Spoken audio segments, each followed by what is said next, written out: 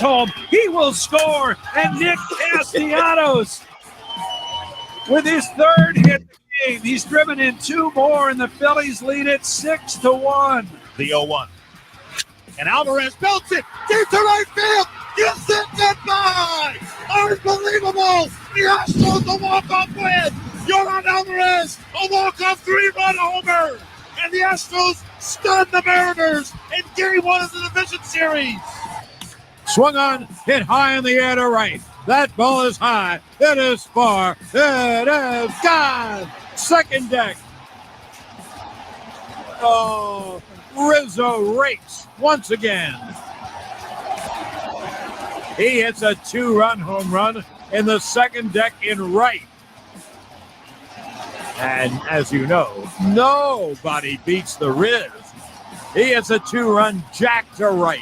And the Yankees take a 4-1 lead. Clevenger delivered. Freeman on deck. He will watch Trey Turner round the bases. The home run.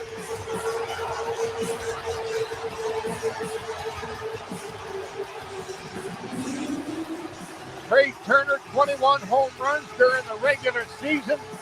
Second batter of the game, and the Dodgers take a 1-0 lead. Corey Nando and Friends, presented by Mayo Media. What's up, everybody? Welcome to Corey Nando and Friends, presented by Mayo Media Network. Good times. We'll be a day after the aftermath of Corey Parson, the birthday extravaganza. By the way, shout out to the Phillies, Astros, Yankees, and Dodgers Radio Network. Corey, how you feeling today? How are you feeling? Good, you know what I'm saying? Feeling good, getting ready to hang out for a little bit this afternoon, you know what I'm saying? So had a good, productive day. Got up this morning, got my workout done, you know what I'm saying? Had a good breakfast, you know what I mean? Did some NFL research, got some things done, getting ready for the NFL season we're already in. Had to start looking at some NBA win totals. We're about 6 days from tip-off from the National Basketball Association. So productive day so far, Nando, you know what I'm saying, this evening. We'll kick the feet up a little bit, you know what I mean? And then hopefully we'll push into the football part of the week, Thursday, Friday, Saturday, and Sunday. Glad to see the New York Yankees get a win last night. And look at you, your boy, Yordan Alvarez, with an absolute stole the show last night. Yordan Alvarez was the athlete of the day yesterday, and what a big home run. Fabulous, one of the best bat flips I ever seen. I didn't even think he was going to run around the bases. That's how hyped he was when he flipped the bat, you know what I'm saying? So shout out to Yordan Alvarez. That's your guy, Nando. No, I'm telling you right now, man. I don't know if it's Yordan Alvarez is going to break Aaron Judge's home run record next year, and he might break Barry Bonds. I wish I could put a couple dollars on that. I don't know how to do it. I guess this is why we buy cards, right? Like this is why we buy his cards. Yeah, true, no doubt. I need to get some Yordan Alvarez. Speaking of which, we might as well start the show off with this.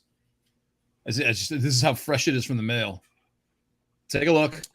That's the Judge one. Look at the bottom. Ooh, I like that. He's on ice skates. I like that. That's right. The top. These Topps holiday. This is a super short print. Yeah. There's some with like snowmen superposed in the background. The Luis Robert one that I have has him holding a candy cane instead of a bat. Oh, okay. Is that in the stores now? That Topps holiday box? I don't know. They don't really announce when it comes out, but okay. Maybe you'll get it. Interesting. I had my buddy Herb. I'll definitely see it. I'll definitely see it because baseball cards don't really. They sit on the shelf at Walmart for a long time here, so they have all the Topps boxes and stuff like that. I got something similar to that I got out of a pack. I want to show you a little bit later on. It's a basketball card. It's a prism, but I've never seen it before. I've been meaning to bring it over here. Show it to you guys, but I'll get that done in the next break, Nando. But satisfied with the night of baseball yesterday. Yanks get the W. Dodgers, you know what I'm saying? Phillies, and who else won yesterday? Who's the other team? Phillies, Astros, Yankees, Dodgers. Yeah, those are the winners. Got off to a good start. Now today we only have 2 games. Weird schedule this year. Yeah, it was great. It was great with these every team plays every day thing, and now they're staggering. Why would they stagger it like this though? So you get the National League games today. Yeah. Right. Then you come back tomorrow with the American League games, right? So National League game at least they're thinking tonight, about it, right? American League game 2 on Thursday, and then Friday is National League. Well, no, Saturday is National League game 3, And then I think where's the weird day? The weird day is like, yeah, and then you put National League 4 and American League 3 on Saturday. So, but American League has a day off on Friday. So the American League has the day off, I feel like, between days when they're in the same city. Oh, yeah. So it's like, sure why would you do it like that? Yeah, you're right, probably TV. Right, like I would think. Yeah, let's see. Mariners at, yeah. Mariners Astro. All right. Well, whatever. I don't know, man. I haven't paid that much attention to what's coming up. The schedule is weird. It's a weird schedule, Kirk, to where it's like they'll have the rest day, but they won't be a travel day. Right. They don't have to travel on a day where they play the next day, which but like you said, Nano, it's definitely television, and obviously you want to kind of avoid those big NFL spots. You know what I'm saying? Dude, they're all on Football Sunday. Right now on Football Sunday. They got all 4 games. Yeah, if necessary, yeah. Which if we might not even see. Then on Monday night, they'll have a game on Monday night too. So yeah, it is what it is. You know what I'm saying? It's just a tough spot. NFL being such a monster when it comes to television. I saw the NBA. Right, the NFL draft is in like the middle of the NBA playoffs. And for that night, everybody stops watching the NBA playoffs and watches the NFL draft, which is, you know what I'm saying, players walking up to a podium. You know what I mean? It's weird. Every 15 minutes. Yeah. Like, when you can click back over very quickly, like, just set your watch. Yeah, exactly, 100%. But I guess the NFL has made it into a television event. So there you go. What we got? This works. No, I'm just saying, like, why are you watching it on TV? Yeah, exactly, 100%. That's the cell phone. It's 3:06 p.m. Eastern time. That wasn't why I was showing it to you.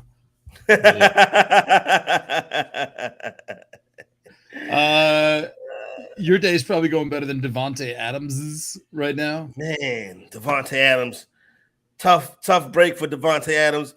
But listen, in society we live in today, you knew something like this was coming. You know, it was interesting. I saw society we live in today. He should have been smart enough to go to the guy and be like, "Let me pay you before you press charges." Yeah, 100%. I agree with you on that. Should have been smart enough not to do it too. You know what I'm saying? But here's the thing about it is, right? At first seeing it, it was like, "Oh man, that looks terrible. This is going to be a suspension, a fine, and some more stuff." But then I saw a different angle from behind Adams, and the guy kind of does this jump out of nowhere. You know what I'm saying? So interesting to see how it's going to play. Well, we already know how it's going to play out. I guess we all saw that coming. But Adams did have a chance to apologize. Here it is right here. I want to apologize to the guy. Some guy running off the field, and he ran, jumped in front of me.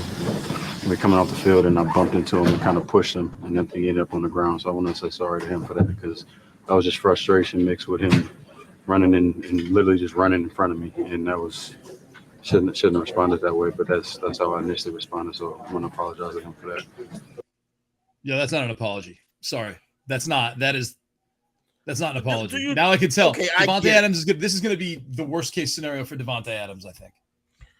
But it's not like Devontae Adams is a bad guy. You feel what I'm saying? It's like he's got a bad agent.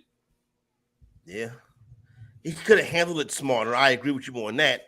But it's tough. Bang bang play to end the game versus a division rival.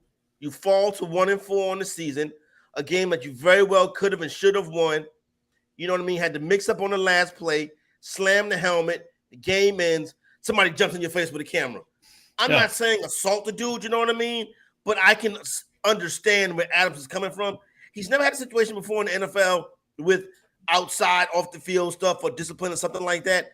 But I feel like the NFL can let him slide on this, but he's not going to slide with having to pay. This dude is my neck and my back. You know what I'm saying? Right, and when somebody's immediately my neck and my back, guess what, bro? They're going to file paperwork, and then you're not going to go to jail behind this, but your pockets is going to take a hit. Like I said, I tried to get in front of it, Nando. I agree. I tried to now get you got to do lawyer. You got Wednesday. They already got a court date set, which I mean, it's pushed back all the time. Adams is doing court November 10th. So it's a month from now. I mean, his attorney could show up, instead of him. Yeah, no doubt. A quick $25,000 would have solved that. Yo, let me get his number. Give me his hospital information. Call the hospital. Give me his name, his number. Find out who the guy is. Freelancer for Monday Night Football. Yo, it's Devontae Adams. I got some Jordan cleats for you. Got a signed Raiders helmet. I got Derek Carr jersey. You know what I'm saying? Who else? What else you like? Like Tony Dorsett, whatever. Tony I Dorsett. bought on a suite for you and all your friends for the next 6 home games. Shebang. And here's 25. And here's 25 grand to put in your pocket. Yeah, just sign this. That's all. Here's my good lawyer and good agent. You know, my new agent, Scott Boris, is going to have you sign these things. That's all he had to do. And then his apologies, like he's making excuses every other line. All he's got to do is say, hey, listen, I was an idiot. You know, it was highly emotional charge. You know, I'm playing from Vegas. We're supposed to be 4-1. We're 1-4. He jumped in front of me. You know, like I didn't know what was going on. I just gave him a push. You know, I didn't mean to hurt him. I was all hyped up. So I want to talk to him. I want to reach out to him and his family and apologize. That's it. Yeah. Now you don't have to make a billion excuses. Just make it sound like you mean it too, because that just sounded like he was reading off a piece of paper. Hey, E, give us a call. We're gonna talk about E fantasy team. E, give us a call right quick. You know what I'm saying? Because I got some questions for you. Because listen, you come to us last week with this Hunter Renfrow thing. I ain't never seen your team before. We didn't help you draft the team. We wasn't talking to you then. So let's get you on here and let's see what we can do to fix this team, because you probably made some mistakes on draft day. I know your team is 1-4. It's not the end though. You know what I'm saying? But don't be like, oh, I put Renfrow in the lineup on your advice and he ain't do nothing. You're not going to say that, you know what I'm saying? And you lost to their kicker. It's tough. You're going to lose fantasy games sometime. We just heard us on the Corey Parson birthday extravaganza yesterday. That's right. Talking about how offense is down this year. You know what I'm saying? Yeah, I don't think he was blaming us. I think he was going to start Renfrow anyway. I'm not saying that he's blaming us. I want to help him. If you got a chance to call in today, call and we can try to see where it went wrong. You know what I'm saying? Because it could be injuries. It could be a situation that's going to get better. Still got plenty of racetrack left to go. Yeah, 1-4, man. Too. I got teams 1-4. It's not fun. It's not fun at all. We got this. We got to hang in there. I think we're going to be fine. Teams not to get to 2-4, 3-4, 4-4, 5-4. You might go on a run. You know what I'm saying? Right. This is no longer your team. This is our team. yeah. The network. We took it. Corey Nando and friends. We taking over. Not taking over this team, but this is our pet project to get it right. This is not the official team of Corey Nando and friends. Congratulations. No, it's not. No. Oh, okay. Oh, yeah. There you go. Is that okay? Yeah, we can do that, right? We got to hear it first. We got. Tell you what. You know what? Let us know. We'll buy you out, and we'll run the team for the rest of the year.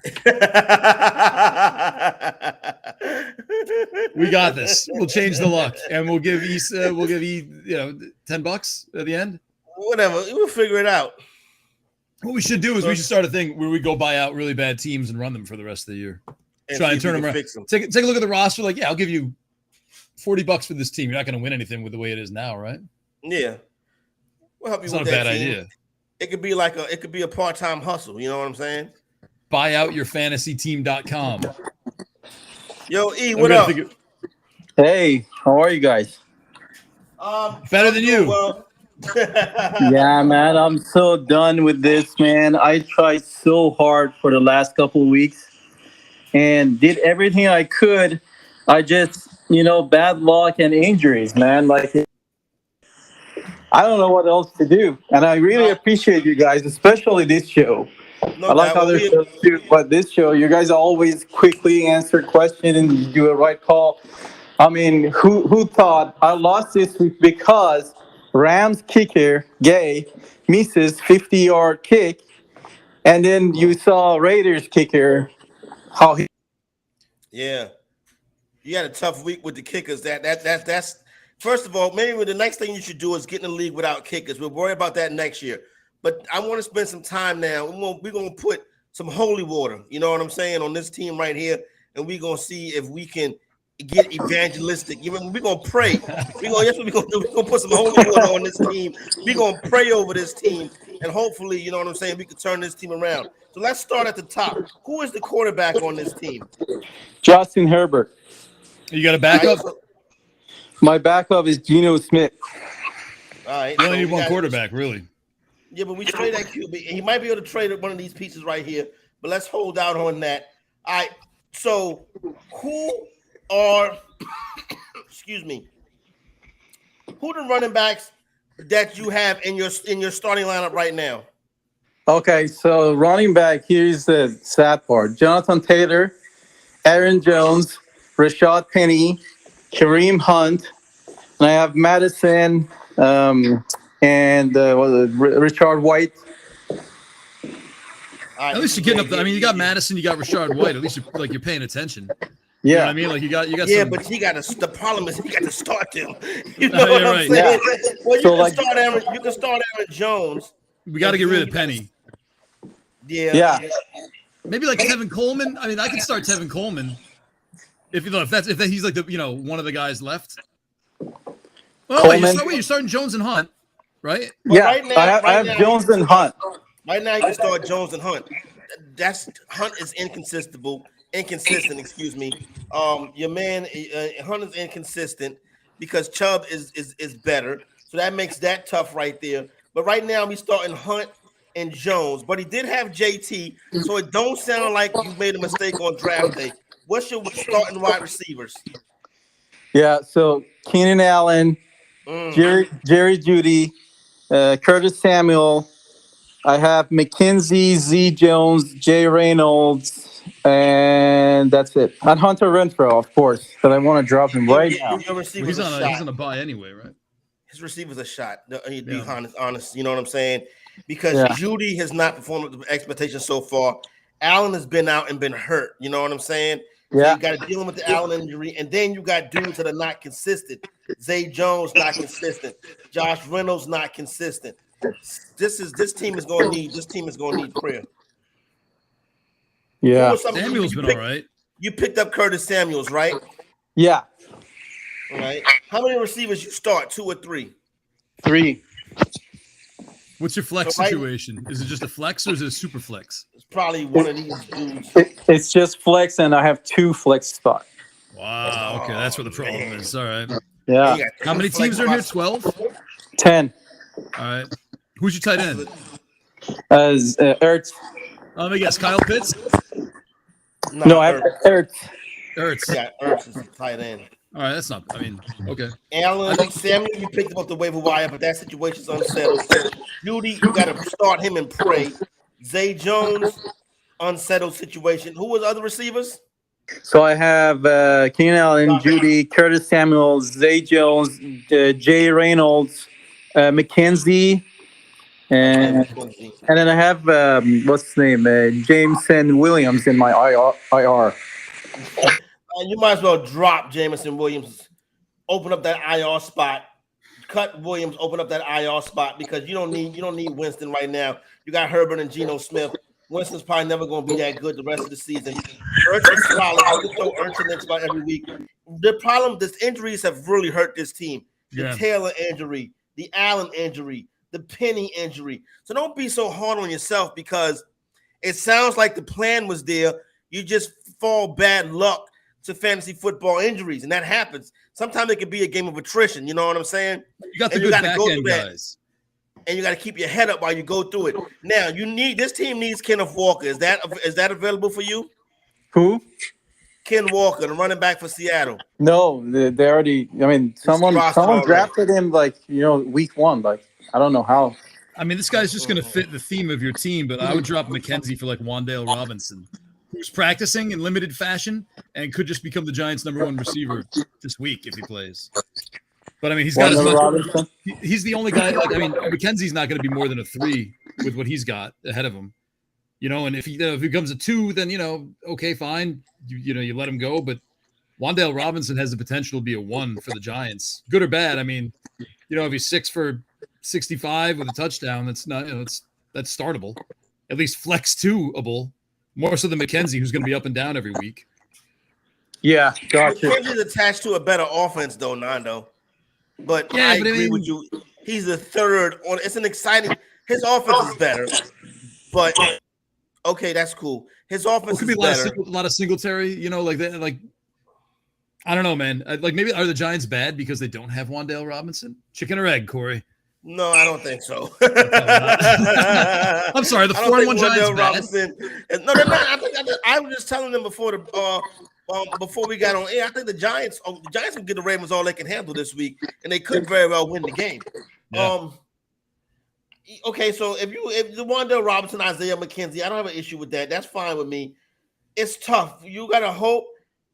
Yeah, you gotta play the long game. Taylor comes back with Jones. That's fine.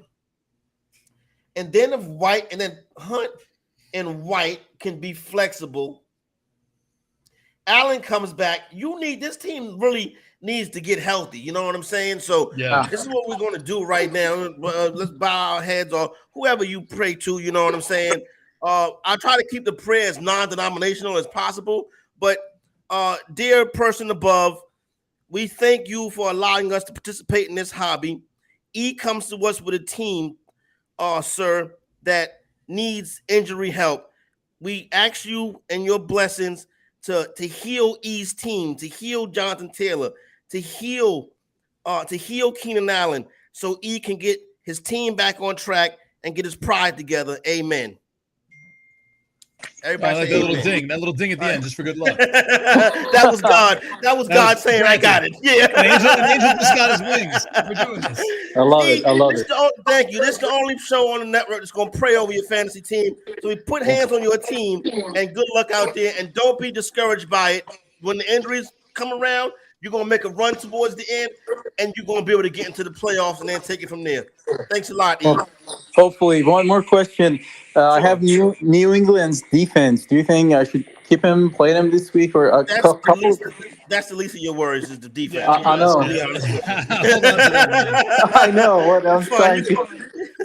They just shut out the Lions. Yeah. Who they play this week? The Patriots play Bears on the road versus the Bears. Yeah, keep them. Yeah, that's what you want to hold on to. No, they don't play the Bears. The Commanders play the Bears. So who do New England play? I think either Bears or Browns. Let me check. Okay. As they play the Browns. That's who it is. Yeah, Browns. All right. I would still hold. It's the Patriots.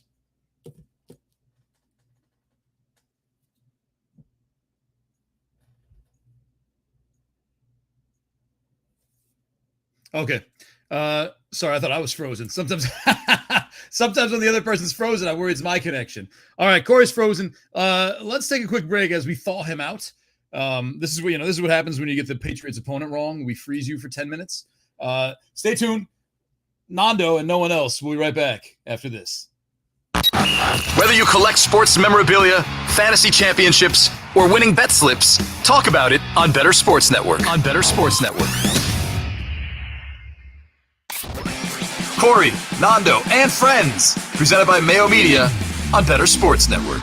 Offense is down this year, Nando. Yeah, it is. Offense is down this year. Definitely. Offense has been problematic this year. There's a lot of teams in the NFL that struggle offensively. Let me look it up right now. Geno Smith right now is QB6 on the season. I can buy that. I can buy that too. Listen to the top 12 right now, Nando. Yeah. This is going to blow your mind. Josh Allen, Lamar Jackson, Jalen Hurts, you know. QB4, Kyler Murray. QB5, Joe Burrow. Even with that being the top 5, okay, cool. I get it. Now here's where things get weird. QB6, Geno Smith. QB7, Carson Wentz. QB8, Jared Goff. Geno Smith, Carson Wentz, Jared Goff on QB6, 7, and 8. That's crazy. Those are undrafted dudes. Wentz throwing for a lot of yards. The Commanders can move the football, Nando. Yeah. The problem is they shoot themselves in the foot with penalties. Right. And that turnover is coming at some point. That Wentz interception, that Wentz fumble, you're going to get it at some point. Yesterday, they got it at the worst possible time. They're driving down to try to win the game. Bam, there goes the turnover. You know what I'm saying? Yep. But outside of that, his yardage, he might have threw for 375 yesterday. Yeah, you're right. QB9, Herbert. QB10, Mahomes. Mahomes and Herbert, two of the first quarterbacks going off the board this year in drafts are QB9 and 10. QB11, Kirk Cousins. QB12, Tom Brady. 13 is Daniel Jones. He's running. Yeah, Daniel Jones is athletic. He is athletic. That was one thing that Jones does have with his game. He's running through injury. Yeah. Well, he's trying to hold on to his job. Give him credit, man. Good for him. This offense has not been great, been bottom line. You know what I'm saying? Offense has not been great this season. QB 32, Mac Jones. He's a starter. Winston has missed time. Dak Prescott has missed time. You know what I'm saying? Right. So that could be a no Trey Lance, right? Justin Fields is a starter. We didn't expect much from him. Baker Mayfield. Check. Oh my God, he stinks. That's a starter. Matthew Stafford, a starter who stinks. Matt Ryan, a starter who stinks. Ryan Tannehill, a starter who stinks. Aaron Rodgers is QB 18. The reason why offense stinks is because quarterback play has declined. However you're invested in sports, from betting to fantasy, collectibles, and more, join our community on Bettor Sports Network. Are you ready? Lisa Ann is hosting her own sports talk show on BSN. Listen to Bettor Sports Live with Lisa Ann and Rick Kamla tonight at 7 p.m. Eastern, 4 Pacific, exclusively on Bettor Sports Network. Or listen whenever you want on the app with BSN On Demand.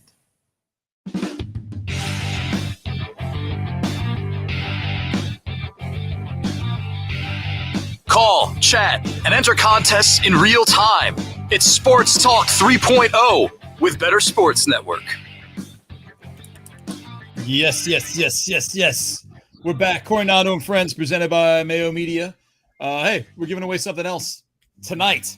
Actually, just heard the Lisa Ann promo with such a deep, attractive voice. Lisa Ann and Rick Kamla tonight at 8 p.m. You can win a Giannis Antetokounmpo autographed green Milwaukee Bucks basketball jersey. Nice. All you got to do is download the app, our app, the Bettor Sports Network app. You register for free and listen to. You can listen for free. Everything's for free on there. Listen live tonight at 8 p.m. Eastern, 5 Pacific. Cool part about the app, they'll actually. They've done this for a bunch of them so far. Hit you with a live push notification that there's a contest going on. So even if you forget to set your watch for 8 o'clock, you get a push that's like, hey, there's a contest going on with Lisa Ann and Rick. So that definitely have your notifications set so you can get in on the get in. Yeah. Tomorrow, we're going to get another one, 11 a.m. Eastern. I'm Moose and Keith. Joe Theismann signed 1983 NFL MVP Inscription Lunar Speed full-size helmet. I believe we were saying not nice things about Joe Theismann on the show. He was horrible at when he was the color analyst when Sunday Night Football first started. Yeah, Joe Theismann was the color analyst. He was horrific. It's not his gig. I do want to watch that. I still haven't seen that documentary about him, his football life. I know it started with him and Lawrence Taylor going to the spot on the field where he broke Lawrence Taylor's leg. You know what I'm saying? So I do want to watch that. Other way around, man. Other way around. Lawrence Taylor broke his leg. Well, I thought I said that. I'm sorry. Yeah, with Theismann broke his leg. I had his leg broken by Lawrence Taylor. Right. So I do want to watch it. I'm not nothing against Joe Theismann. It just wasn't a good watch. Dude, we keep watching documentaries. We watch documentaries here and documentary series. And like the one thing we've noticed is that like all of them, like the dude making the documentary just has to insert himself into them and be like, oh, really? I traveled down the road then to this. And like you see the dude, you want to see the documentary about his talking. And this guy's like, okay. And like they just shoot back to him with his glass, all Brooklyn up. Yeah. I'm like, dude, get out of here. I'm like, this is not it's not your story. I want to hear about Joe Theismann. You know what I'm saying? Don't worry, Nando. When they do the football life when they do the football life on the Fantasy Executive, I'm going to be hands on. Good. Yeah. You talking to you. Yeah. Speaking of hands on, if anybody else need hands laid on their team, you know what I'm saying? The Reverend Doctor Fantasy Executive will pray over your teams, but you have to call. You can't put your team in the chat and I lay hand on your team in the chat. Right. If you want your team prayed over, have your injury list ready, and then you call in, and I will pray over your injured players that way and your team that way. All right, so there you go, right there. And probably as far as fantasy executive, a football life. The fantasy executive is probably going to be the best football life ever. Good. I actually would be that. Yeah, who would be the guest? Everyone who was on yesterday, basically. Yeah, everybody that's on yesterday would be the guest. Scott Engel, you know what I'm saying? Adam Ronis. Yeah, everybody, those people. Because what Nando, obviously you'll be there. You know what I'm saying? We'll go to the GST and shoot some scenes. You know what I'm saying? That'd be nice. We'll shoot some scenes in Midtown Manhattan, whatever. Whatever. And then it'll be like Antonio Brown can be on my football life. That'd right? Be nice. Because that's a big part of my comeuppance as a fantasy analyst. Jalen can be on my football life. Everybody, It's going to be the football life, the fantasy executive is going to be for the people. You know what I'm saying? Jalen was quiet all show until you started casting decisions. I was going to think I had you know what I was thinking about giving Jalen? Remember our buddy, chief of staff? Yeah. I was thinking about making Jalen the chief of staff. Oh, I thought you were going to hook him up and try to get him in there. No, yeah, it'd be great. I don't know where he's at now. Last Really? I heard he was doing, I can't think his name now for some odd reason. Last I heard he was doing updates on SB Nation. Wait. Alex. We're thinking of two different people. I'm thinking about Alex. Alex we used to work with. Alex used to work with. Chief of staff, Alex. No, I don't remember. Pittsburgh Steeler fan, went to school upstate New York, was an intern, ended up getting a gig. Work hard. You know what I'm saying? Our intern? Intern Alex. He was an intern, then we hired him. You know You're what I'm like talking old about. man. You know who this guy is, Alex. I can't think Alex's last name to save my life right now. Oh, was hosting or was he behind the scenes? He was behind the scenes. Oh, all right. Yeah, I know who you're talking about. Sorry. Yeah, Alex. Okay, gotcha. Chief of staff, Alex. Now, here's the thing. I was watching last night and watching the New York Yankees last night, right? And Lauren Shahidi, first of all, Lauren Shahadi, excuse me, the House of Dragons promo was weirdly placed in the Yankee game. You know, can you comment on that, Nando? Yeah, I think so. We'll So see. We'll see. Oh, never mind then. Look, I'll tell you the this. House of Dragons. I thought the House of Dragons thing was like, I don't mind. Like, of course, you're going to promote shows that's like in your network family, particularly a big show like House of Dragons. She called it House of the Dragons, number one. Yeah. And then it was like, I thought it was placed poorly in the broadcast. But speaking of the broadcast last night, the Yankee game, Bob Costos, fantastic, fabulous. You know what I'm saying? Yeah. He did 75% of the talking, and you didn't even miss the analyst. You know what I'm saying? Right. Bob Costos is the kind of dude, he could be the play-by-play guy and the color analyst guy by himself. I thought Costos was very good last night. Yeah. Like I actually, you know, we talked about this earlier, like, you know, games all day, that kind of stuff. And you know how they're pairing the national. I don't even know if they've done this before, but this is the first time I've ever taken notice of the actual schedule. And I know they added more teams, so it probably makes it a little easier to program things out.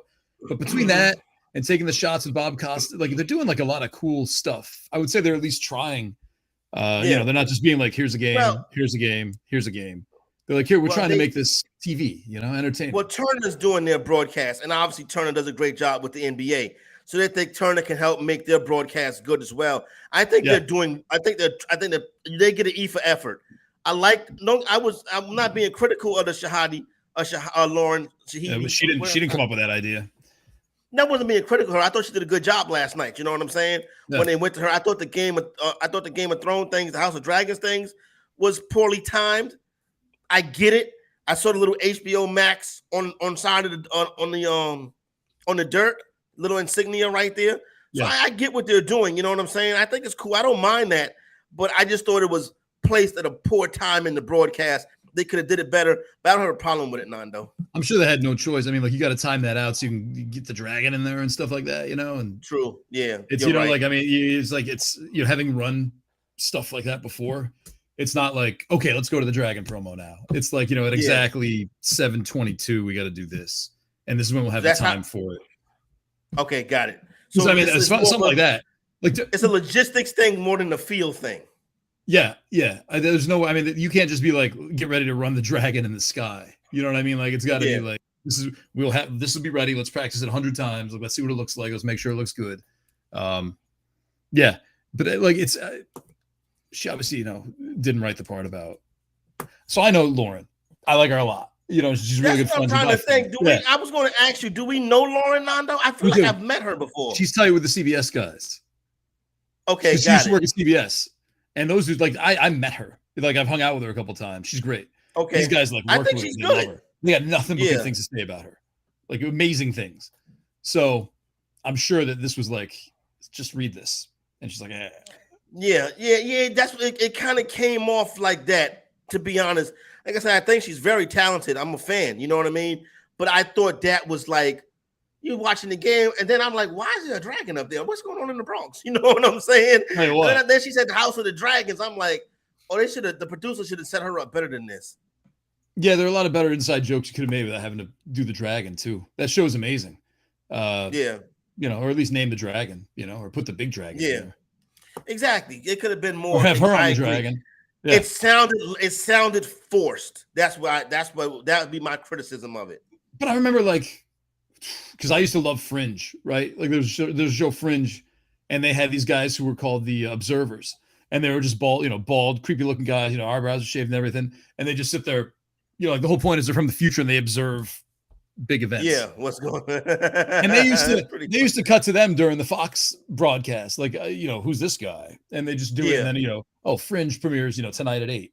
And then the last few weeks they're doing that smile, that lady with the smile in the stands, Yeah, Fox is better at it. They do a good job with that. Yeah. Well, not better at it, but they do a good job with that. But like I said, I thought last night just that one part was poorly timed, but it didn't make me turn off the broadcast. I thought Bob Costas was fantastic last night. That's it, man. I mean, we're talking about this more than like the Yordan Alvarez home run, so something must not have gone right. Which sucks. That's a good show that doesn't really need the promotion. That is a great show. Let me tell you something. That's like, how people rank the Star Wars? Yeah. I think you got to go that's like one of the top 3 or 4 Game of Thrones seasons ever. Yeah. I think. Speaking maybe of top Star 2. Wars, the Star Wars collectible that's blowing up, and I really don't know much about it to get into it. You know what I'm saying? But man, one like the cool stores I check out and stuff like that, they all got a ton of Star Wars stuff. Walmart has a lot, but I don't know if you're gonna find the Holy Grail in Walmart. Yeah, probably not. I got I collected them when I was a kid, and then I kind of just once in a while check in on things. It's interesting. There are some figures that are tough to get, and then there's some figures that are kind of easy to get, but you wouldn't realize they were until it's too late, and then they start blowing up like random people from random shows. I also think this Boba Fett show that they just did ruined Boba Fett completely for everybody. So I assume his prices are going to go down. If you haven't seen it, you remember Boba Fett from do you even know Star Wars? I'm I'm old school Star Wars more so than, you know what I'm saying? I ain't seen the Star Wars in a minute. But the character you mentioned, I do recall. And he was a badass. Yeah. And then they put out the show, and he's a joke now. So. Yeah. I mean, that's and I'm I look at Boba, I used to Boba. I'm Boba Fett is the greatest thing in the world. I read comic books, Boba Fett. I've got a picture on my desktop of this thing where Darth Vader is telling him, "Don't fail me," and he's like, "The only time I'll fail is if you pay me to fail." I'm like, that's bad. That's bad. You know what I mean? Yeah, exactly. That's why I print that out and stick it to my wall. And now he was in this stupid show, and it ruined everything. So I don't even want to buy his figures anymore. You know what I mean? I see it, I'm like, no. They had a lot of stuff. They had a lot of Star Wars stuff. They got one of them Comic Cons coming to Raleigh. I think it's called a Raleigh Con or a Carolina Con coming to either Fayetteville or Raleigh. You might like it. It's tough. It's homecoming is this weekend. I can't make it up to this weekend, but it's this weekend. It's the 14th to the 16th, like the Fayetteville Con or Carolina Con, something like that. They had a lot of Star Wars stuff at that event that you went to, right? Yeah, a lot. They sell the old toys, stuff like that. They got posters, people dressed up, that whole thing. Saint signed Jordan Howard. That's interesting. That's Jordan Howard. He used to be a running back. Yeah, he still is, I believe. He's got to be 300-something pounds now. I'm that right there. Wow, Jordan Howard. I think why did the Saints sign Jordan Howard is the bigger question. No, I'm serious. Like I said, Alvin Kamara, is there something very wrong with Alvin Kamara? Did they just do it? I mean, or maybe Mark Ingram's suddenly hurt in practice. I don't know. That's just weird to see Jordan Howard name come across the ticker. You know what I'm saying? Who's their offensive? They're you no talk about Jordan fantasy. Howard. You talk about a fantasy bust for years. Yeah. I don't know. I don't see anything crazy. Yeah, he last played with the Eagles. I remember that year. I remember that year. that was a Jordan Howard on Nando's team year. No. Yeah, that's a rough one. That's a rough one right there. It made sense. Yeah, the logic made sense when he signed. You're like, oh yeah, Jordan Howard. Okay, they signed him. They brought him back. He can run. There were some things. He had a stint with. He hasn't played since 2020. He wasn't even in. he wasn't even like when those dudes like Devontae Freeman has tried out with these 6 Yeah, other you don't people, even hear his name and this guy. He's not even like one of those dudes who's been doing that. He's been a civilian for 2 years now, and the Saints signed him.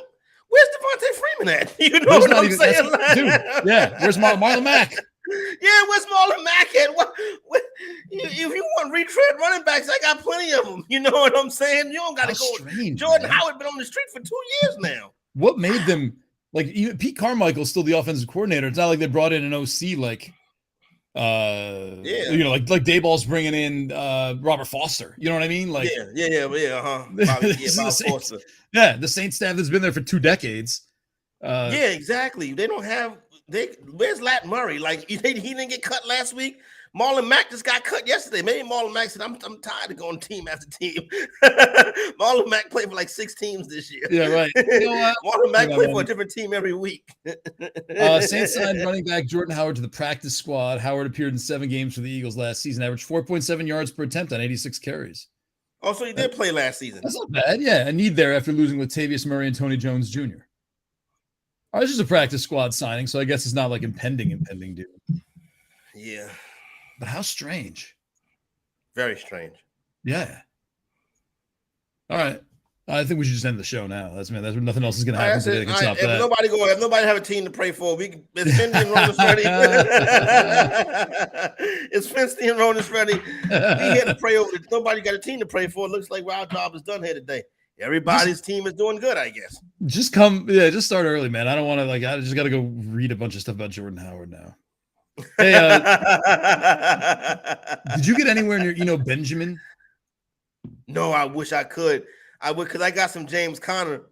And what I noticed about Conner is Conner get most of his production when they're throwing checkdowns when they're playing from behind. That's where a lot of his production is coming from. That big touchdown numbers he had last year is not going to repeat. What ended up happening, how I got Conner on my team, the right price in the auction. You know what I'm saying? And I was like, okay, fine. But did not have my eye out for him, was not looking for him. Benjamin was picked up a couple of weeks ago in all my leagues. You know, you have those guys that's a couple of weeks ahead. I've never been that guy. Like, when you can be that guy that's a couple of weeks ahead on the waiver wire, man, you can really, that's how you fix your team. You know what I'm saying, E? That's how you fix your team, by projecting forward on the waiver wire. Oh man, I really want to get in on Kenneth Walker, and I'm just trying to think of things that I can trade for him. Because I'm looking at the most added list. Because I thought Benjamin was. No, trading him now is a bad idea because he's at his highest right now. I don't know if he is. Highest. I don't know if he is. You don't think so? Kenneth Walker's value. I'm of the belief that a player's value is highest before they get on the field. But he's been on the field. Don't get me wrong. He could go for 120 and 2 touchdowns this week, and that value shoot up. But I think now you want Walker now. Man, I'm not going to go to the. You may have to like a Mike Evans type or somebody like that, like a wide receiver that's not performing up to expectations. You may have to try to just flip a guy like that for Ken Walker with a team that needs a wide receiver. I feel like Kenneth Walker was someone's bench spot. Or, I doubt they added him because, he was already 80-something%. I think he got added in 20. He's up to 91% rostership on CBS right now. And I'm sure, ESPN probably 60, Yahoo probably 70, whatever. But he was sitting on benches. I think he's an extra running back. I don't think people were desperate who had him and you had to start him. Like, he wasn't started in that many leagues on CBS. I can tell you right now, he was started in, Kenneth Walker is currently being started in, he's currently being started in 62%. But last week, I think it was like 30%. I think like people are like, he's a found piece of gold, and they don't put as much value on that as like, maybe this gold that I worked for.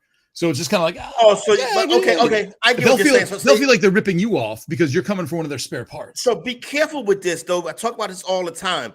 Running back depth is a fallacy. Yes. You can be deep at running back today, and then you are a Javonte Williams, Jonathan Taylor weekend away from not having no running backs. So be careful trading from your running back depth, number one. Number two, now if they do have him on their bench and they do have the real estate, right, to move him like he's that found piece, then that's an owner that you probably can get. You know what I'm saying? That's what I think. That you target that owner. If that owner's in your league, target that owner. But that's a 10-team league right there. 12-team leaguers, they probably need him, or they're probably in a spot where they could be without him. They could need him very quickly. Look how many guys are not playing well. Akers and Kamara just starting to come around and stuff like that. Running backs are precious, especially as we head into the bye weeks. Right. And, well, I guess we explained it like to oh, man, I already forgot his name. He's going by Esai now on the site? We Don't call me. We go by E. Yeah.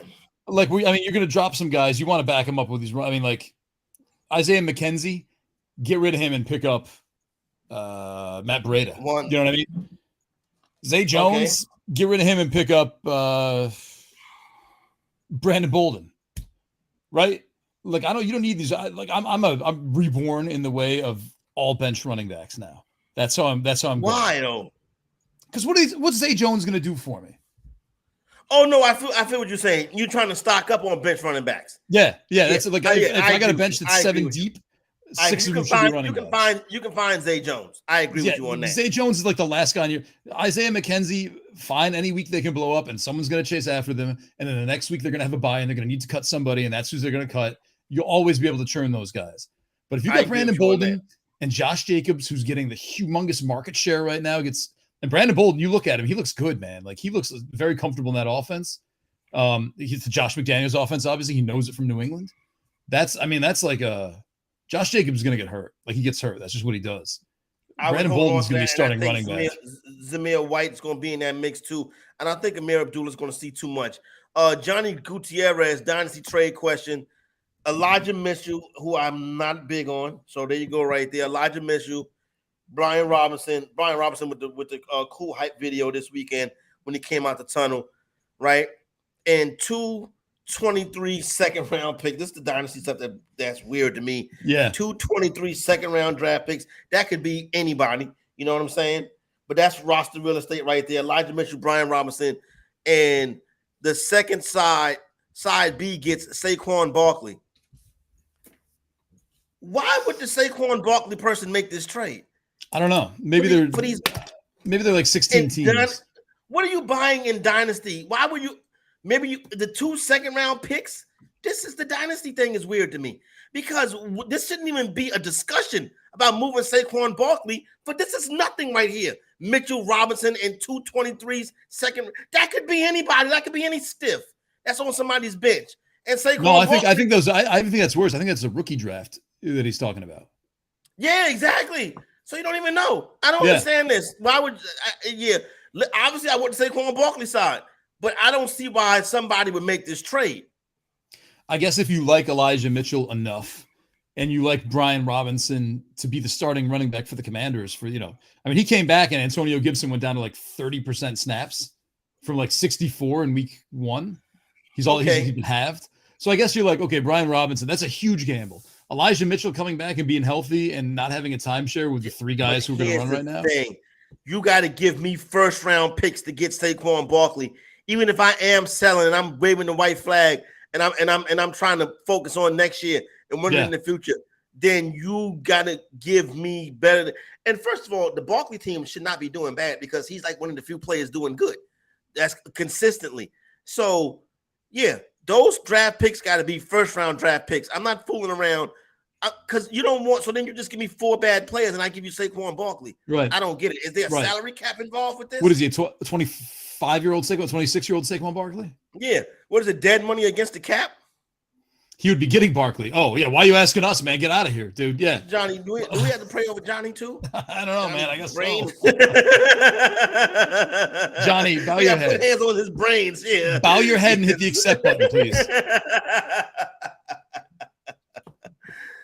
2 seconds. Come on, man. You still have your first? Yeah. If I'm getting Saquon Barkley for that package, I would just burn my I would first like to know pick. the mind state give it away to, I want to know the mind state of the guy that's trading away Barkley.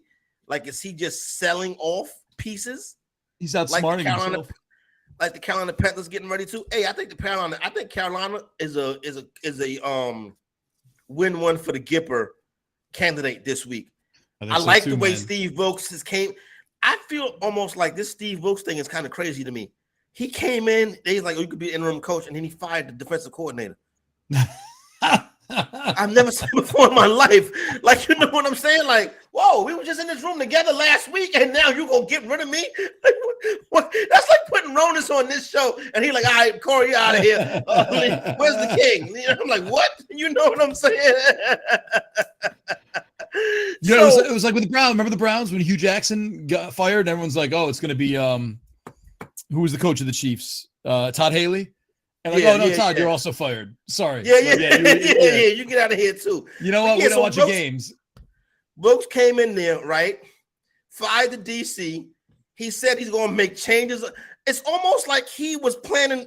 I kind of feel as if David Tepper came to Wilks in the offseason and was like, listen, if we get off to a poor start, I'm going to give you the shot to have this job. So start preparing yourself for the way that you would run the team. Because he came in there and started swinging immediately. Boom, you're fired. I'm going to change the offense. Baker Mayfield, you're hurt. PJ Walker, you're the quarterback. We going to Los Angeles and get this win. I'm telling you, this feels like a win-win for the Gipper spot for the Panthers. It's I don't know. Like I don't know if the locker room hated these two guys. Like, you know what I mean? Like Steve Wilks got a raw deal for his 2 years head coaching, I think. But they wanted Arizona wanted Kingsbury and Murray together. Yeah. And they went out there and they did it. Now, here's the thing. Has Kingsbury and Murray together worked? For fantasy players. They've had success. I'll put it like that. But let's start to see them play past the wild card round and not get destroyed in the wild card round. You got DeAndre Hopkins. You got, you had some good young talent that, left. You had JJ Watt, right? Like you had Chandler Jones. Washed up.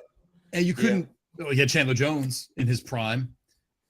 Anyway, the problem in Arizona is the quarterback breaks down the second half of the season.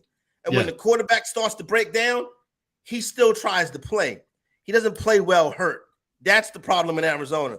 So when the quarterback is so small, when he gets hurt, a bigger guy you see like a guy like Justin Herbert can play injured. A small type cat like Kyler Murray, when he gets hurt, he's hurt. He tries to play through it, but his performance goes down. So that's why I think they slide in the second half of the season. If this is your first time watching the show, you'll know we're not very big fans of Kyler Murray here. So, but he's a little 5'9" guy. I'm not making fun of him. We're making fun of him for being small because he scrubbed his Instagram. Making fun of him. Yeah, we making fun of him because he make decisions that my 21-year-old son would make. You know what I'm saying? Yeah. But he's not. But he's like a professional quarterback, so he got to be smarter than that. You know what I'm saying? Or get some better people around him. But the thing with Murray is when he tries to play hurt, he looks like he's trying to play hurt. So and it doesn't work out well. Stage for Kyler Murray. Yeah. Oh, Kyler my Murray, ankle. I told you. Yeah. He told you Reggie. He gave me Reggie Bush vibes. Yeah. Yes, you did. How did we get here? I don't know. Steve Wilks. Kyler Murray. All right, Steve Wilks. Yeah. Oh, take the Panthers plus 10.5 this week. That's what I'm saying. I would say, let's go Panthers money line. Let's go Panthers money line plus 2. Let's do alternative spread. How about that? The Panthers going to win. How much are they going to win by? They're not just going to cover one for the Gipper, right? Well, let's slow down, Mondo. Now you're talking my language, all right? Yeah, all right. Let's take a look. Well, let's put them in a parlay then. Let's do a New York LA parlay. Jets money line, Giants money line, Panthers money line because they're playing an LA team. I'm not going Jets against the Packers. I can't. I love the Jets this weekend, Nando. I'm all about the Jets this weekend. Really? The Jets are a better team than the Packers right now. The Jets have a better offense than the Green Bay does. All right, the Panthers are plus 380, which is not super exciting for, they're supposed to get killed. Let's find the alternate lines, game lines. Alternate spread. So we do Carolina Panthers minus 2.5. That only brings up to 436. View more. Carolina Panthers minus 436 is good, Nando. Like if it's by itself, we're not going to parlay. We're not going to do the New York versus LA parlay. Well, look, if we add that to the parlay of the Phillies, Eagles, and 76ers winning the Super Bowl. No, now we getting carried away. No, we can't do that. We're actually not allowed to. So we're going to go. Here's the parlay. All right. Right? the Jets, which you said is hard for you, Giants, Panthers, and then who's playing the Chargers? Hold on, I'm still trying to figure out The $5. Broncos. Oh God, man, this for the Broncos. So we go Broncos, Jets. You sure you want to do this? Broncos, Jets, Giants, Panthers parlay. Broncos, New York up, LA down. Jets, Giants, Chargers, Panthers. No, we Panthers. taking Right, sorry, yeah, right, of course. The LA teams. Yeah. Right, all right. Of course. Man, I don't know. Like, I feel I'm with you. Like, I feel like the Panthers could win. Like PJ Walker. Like, let's not forget about him. Steve, yeah. PJ Walker. Panthers could win. They could beat the Rams. The Rams are a team in disarray. Allen Robinson's not doing anything. They're uninspiring. Matthew Stafford's got Tommy John, throwing a lot of interceptions. We like the Panthers. We like Steve. You like the Panthers, yeah. One for the Gipper. All right. You're right. We're not going to cover one for the Gipper. We're going to win one for the Gipper. We're going to win one for the Gipper. Plus 380. If you want me to add the oh man. The Broncos is tough, I know. No, you know what? I actually don't mind. I don't mind the Broncos. The Chargers are on a roll, though, man. I like the Chargers too. Yeah, I would not want to get in their way. I do like the Chargers. I wouldn't. That's a prime time game, so I'm not going to let the number with the Chargers. I might, because that might be the only prime time favorite I bet this year. Giants against the Jaguars. If we add that, we get up to plus. Giants versus Ravens. Oh yeah, what am I doing? I've spun ahead to the next week. My bad. Wink Martindale. Martindale. No way. Best coordinator in football versus Lamar Jackson. There you go. A defense, an offense. He was a practice, an offense that he knows well. Yeah. So we go So we go Giants, Carolina, Jets. I think the Jets is the team. I can't do this with you. I'm sorry. Can't get behind the Jets, huh? I mean, I don't think after what happened with the Packers, they're going to go back home and be like, yeah, we're going to lose to the Jets. If the Jets were playing anyone else, I could see it. I might like the Steelers over Tampa Bay, like Tampa Bay not seeing them coming. I could do that. Well, that's a tough one for me because Kenny Pickett, I don't know if I want to go that far. Maybe the parlay is Giants, Panthers. Maybe that's the parlay. If you do Steelers, Panthers, $10 gets you 192. I don't like that as much because I don't think the Steelers can win that game. I think the Steelers have a lot of pieces still that just have to come together. Whereas Tampa Bay, I don't know, man. I don't know who's healthy, who's not healthy. They can let us know in the chat. In the chat, let us know who we should parlay the Panthers with this weekend. Be curious to see who y'all think underdogs that we should parlay the Panthers with. Because listen, as underdogs win all week, every Sunday, you got underdogs is going to win outright. Oh, Atlanta's interesting versus San Francisco. I think, that's a good one, Nando. Yeah. Atlanta at home, undefeated versus the spread. Yeah. Versus San Francisco, back-to-back weekends on the road for San Francisco. Remember we read they staying in West Virginia this weekend because they was in Carolina. Right. They're going to go to West Virginia. They ain't come down to Georgia. I think we might be on to something. It's probably too quiet. Panthers, they can't sleep, going to backwoods of Virginia. That's, I don't know, man, of West Virginia. Oh, and then they might get the Atlanta flu when they get down to Atlanta. Yeah. They could get the Atlanta flu. You know what I'm saying?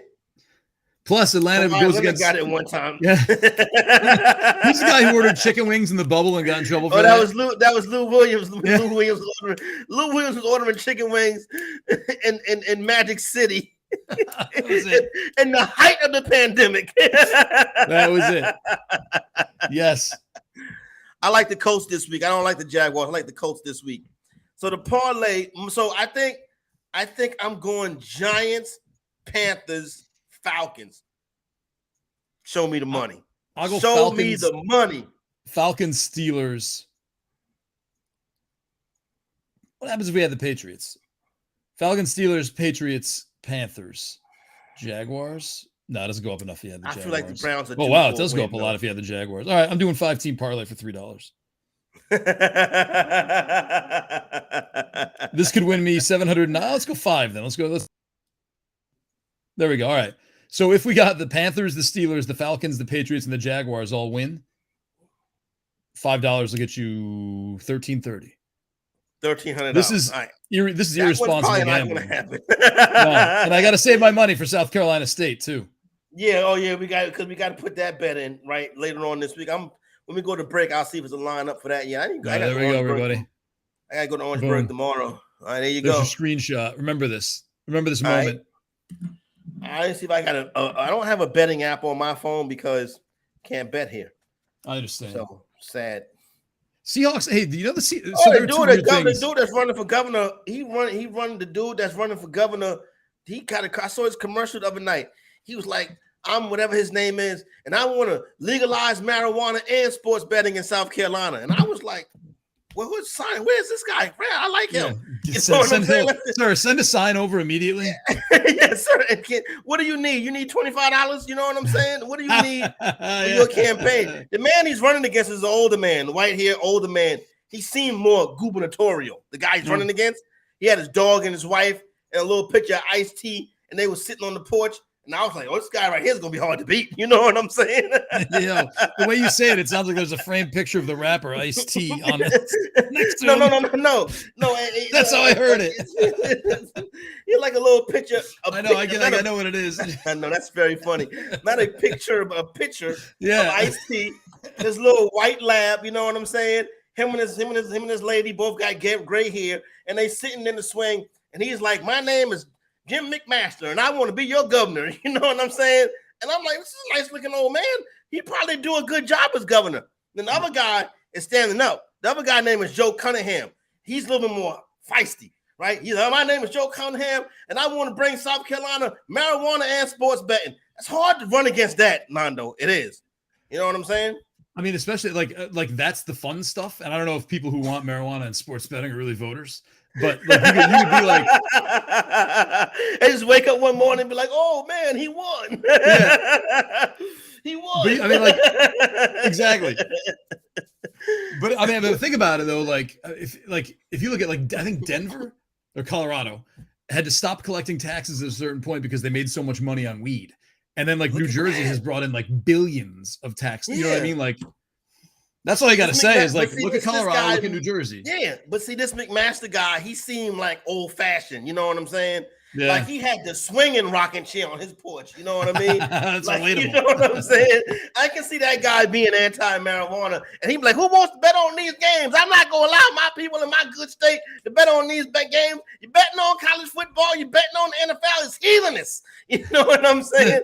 Yep. That guy right there. But the other guy, he was like, "We should see if we can get Joe Cunningham on the show." But then we got to offer the other guy too, because we got to be fair and balanced. You know what I'm saying? I got a feeling we can offer them both, and Joe Cunningham will come, and the other guy won't. Yeah, I have a feeling Joe Cunningham should be like, "I'll come on," and then the other dude's gonna be like, "Nah." It would be awesome. They're talking about the Bettor Sports Network. No, I don't want nothing to do with that, young fella. No, that's better with an E, sir. Okay. No, Jalen. Joe Cunningham is not related to Randall Cunningham. Joe Cunningham is not related. No relation at all. No, we can't get John Legueza video, and we're gonna get Jim McMaster video. Let's do it. Hey, let's do it. Let's host a debate about betting. Tell them 5 minutes. We want 5 minutes each. Yeah. And so McMaster can come on here and be like, no. Can't wait till the day, our friends tune in finally, and they're like, "That's our South Carolina gubernatorial debate on your show." I thought this was about baseball cards. Now, Jim McMaster probably you won't see my collection, fellas. I bet he does. I love that guy. You guys know Kyle Brandt? Shout out to Jim McMaster. Yeah. Can we take a break now? No, I want to get I think we should. I think we should take a quick break. Let's take a break. We'll come back. Corey's going to fill out his ridiculous parlay card with a lot more faith in the Giants than I have. And we'll continue this fun show. We'll see you in a minute. Corey Nando and Friends, presented by Mayo Media.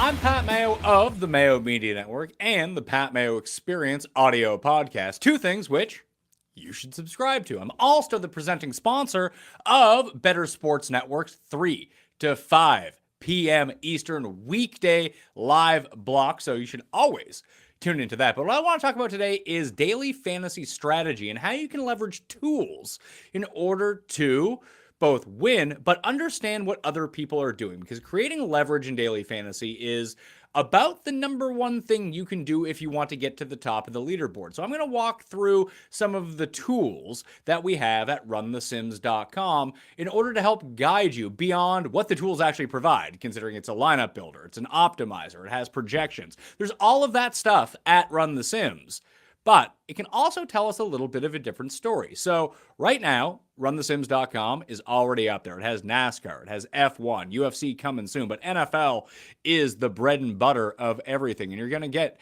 your prop tool. If you want your prop tool, you're also going to get your simulator. And right now, you see it's $2.99 for the package, but because our friends at BSN are so smart, you can go to runthesims.com/BSN, get yourself 10% off, and you're going to want this. You can see all of the myriad tools that Run the Sims provides, but we're going to go to the classic optimizer. And we're going to show you how you can create leverage in your lineup without doing anything. We're going to make it the main slate of games because, I mean, if you want to run projections for every game, you can use the entire full slate of everything. And you can pick whatever operator that you want. Well, for this example, we use DraftKings. So all the stock projections are in there. You can play around with them any way you want, game by game, player by player. But if you generate lineups and you're someone who plays both tournaments and cash games, this is important because the optimal lineups will show you who the most common players are going to be in double ups, 50-50s, and head-to-heads, and what those lineups are going to look like, because optimal lineups are all going to be very similar. So Jalen Hurts or Daniel Jones at quarterback, you're going to have a lot of Antonio Gibson, Jonathan Taylor, Alvin Kamara, and Travis Etienne. And I'm not saying don't play these guys, but all you really need to do is pick a pivot point somewhere, and all of a sudden you can make your team especially different, especially in higher stakes in single entry double ups and cash games if you really want to go that way. So even when we go look at our player groups and our player pool, when we generate the lineups that we want, you most definitely saw that you're going to have your Jalen Hurts, Daniel Jones lineups. All you really need to do is get a little bit different, come up with a stack in a little bit of a different way, and you see Commanders defense keeps getting spat out. That's going to be the optimal one for week one. So all you need to do is just go a different way, and all of a sudden you've created a leverage on your opponents, and your 3v3 just needs to win that 3v3, and all of a sudden you're printing money. runthesims.com/BSN for 10% off. I'm Pat Mayo.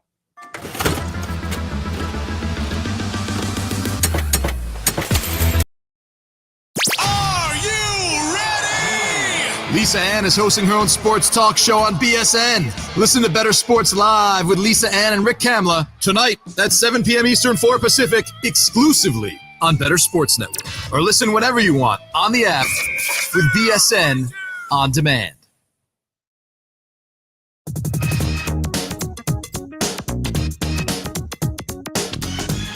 Bettor Sports Network. It's sports talk done better.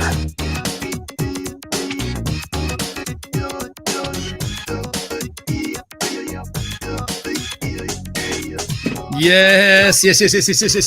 Welcome back, everybody. Coronado and friends here on the Bettor Sports Network, presented by Mayo. Well, our show's presented by Mayo Media. The entire network got its own things going on. Hey, the playbook's got Jock Market this week. I hope they're doing it as well as we did. Yeah, I hope they do a good job with that.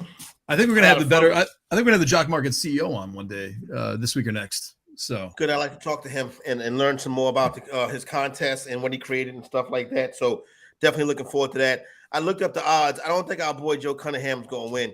Mr. McMaster is a minus 2,000. It's a minus 2,000 favorite. So I think we got an uphill battle. We'll get there. I told you I'd win. You know what? Don't you remember you were living here when Bloomberg was like, oh, Bloomberg's polling like 20 points ahead of it's like Fernando Ferrer, whoever it was. It was one of those dudes he's run against. Oh, that was a long time ago. Yeah, I remember that. Then election day came and he only won by like 5 points. And he's like, yeah, our internal polling was telling us a totally different story. So, or maybe that's the case. Maybe I don't know. Maybe old Joe can win, but I think Mr. McMaster is going to be tough. I lie when I get these text messages. I'm like, I lie. Yeah. They're like, what are your feelings on never- this? never- I lie. yeah, I lie I all don't the never time. get- Man.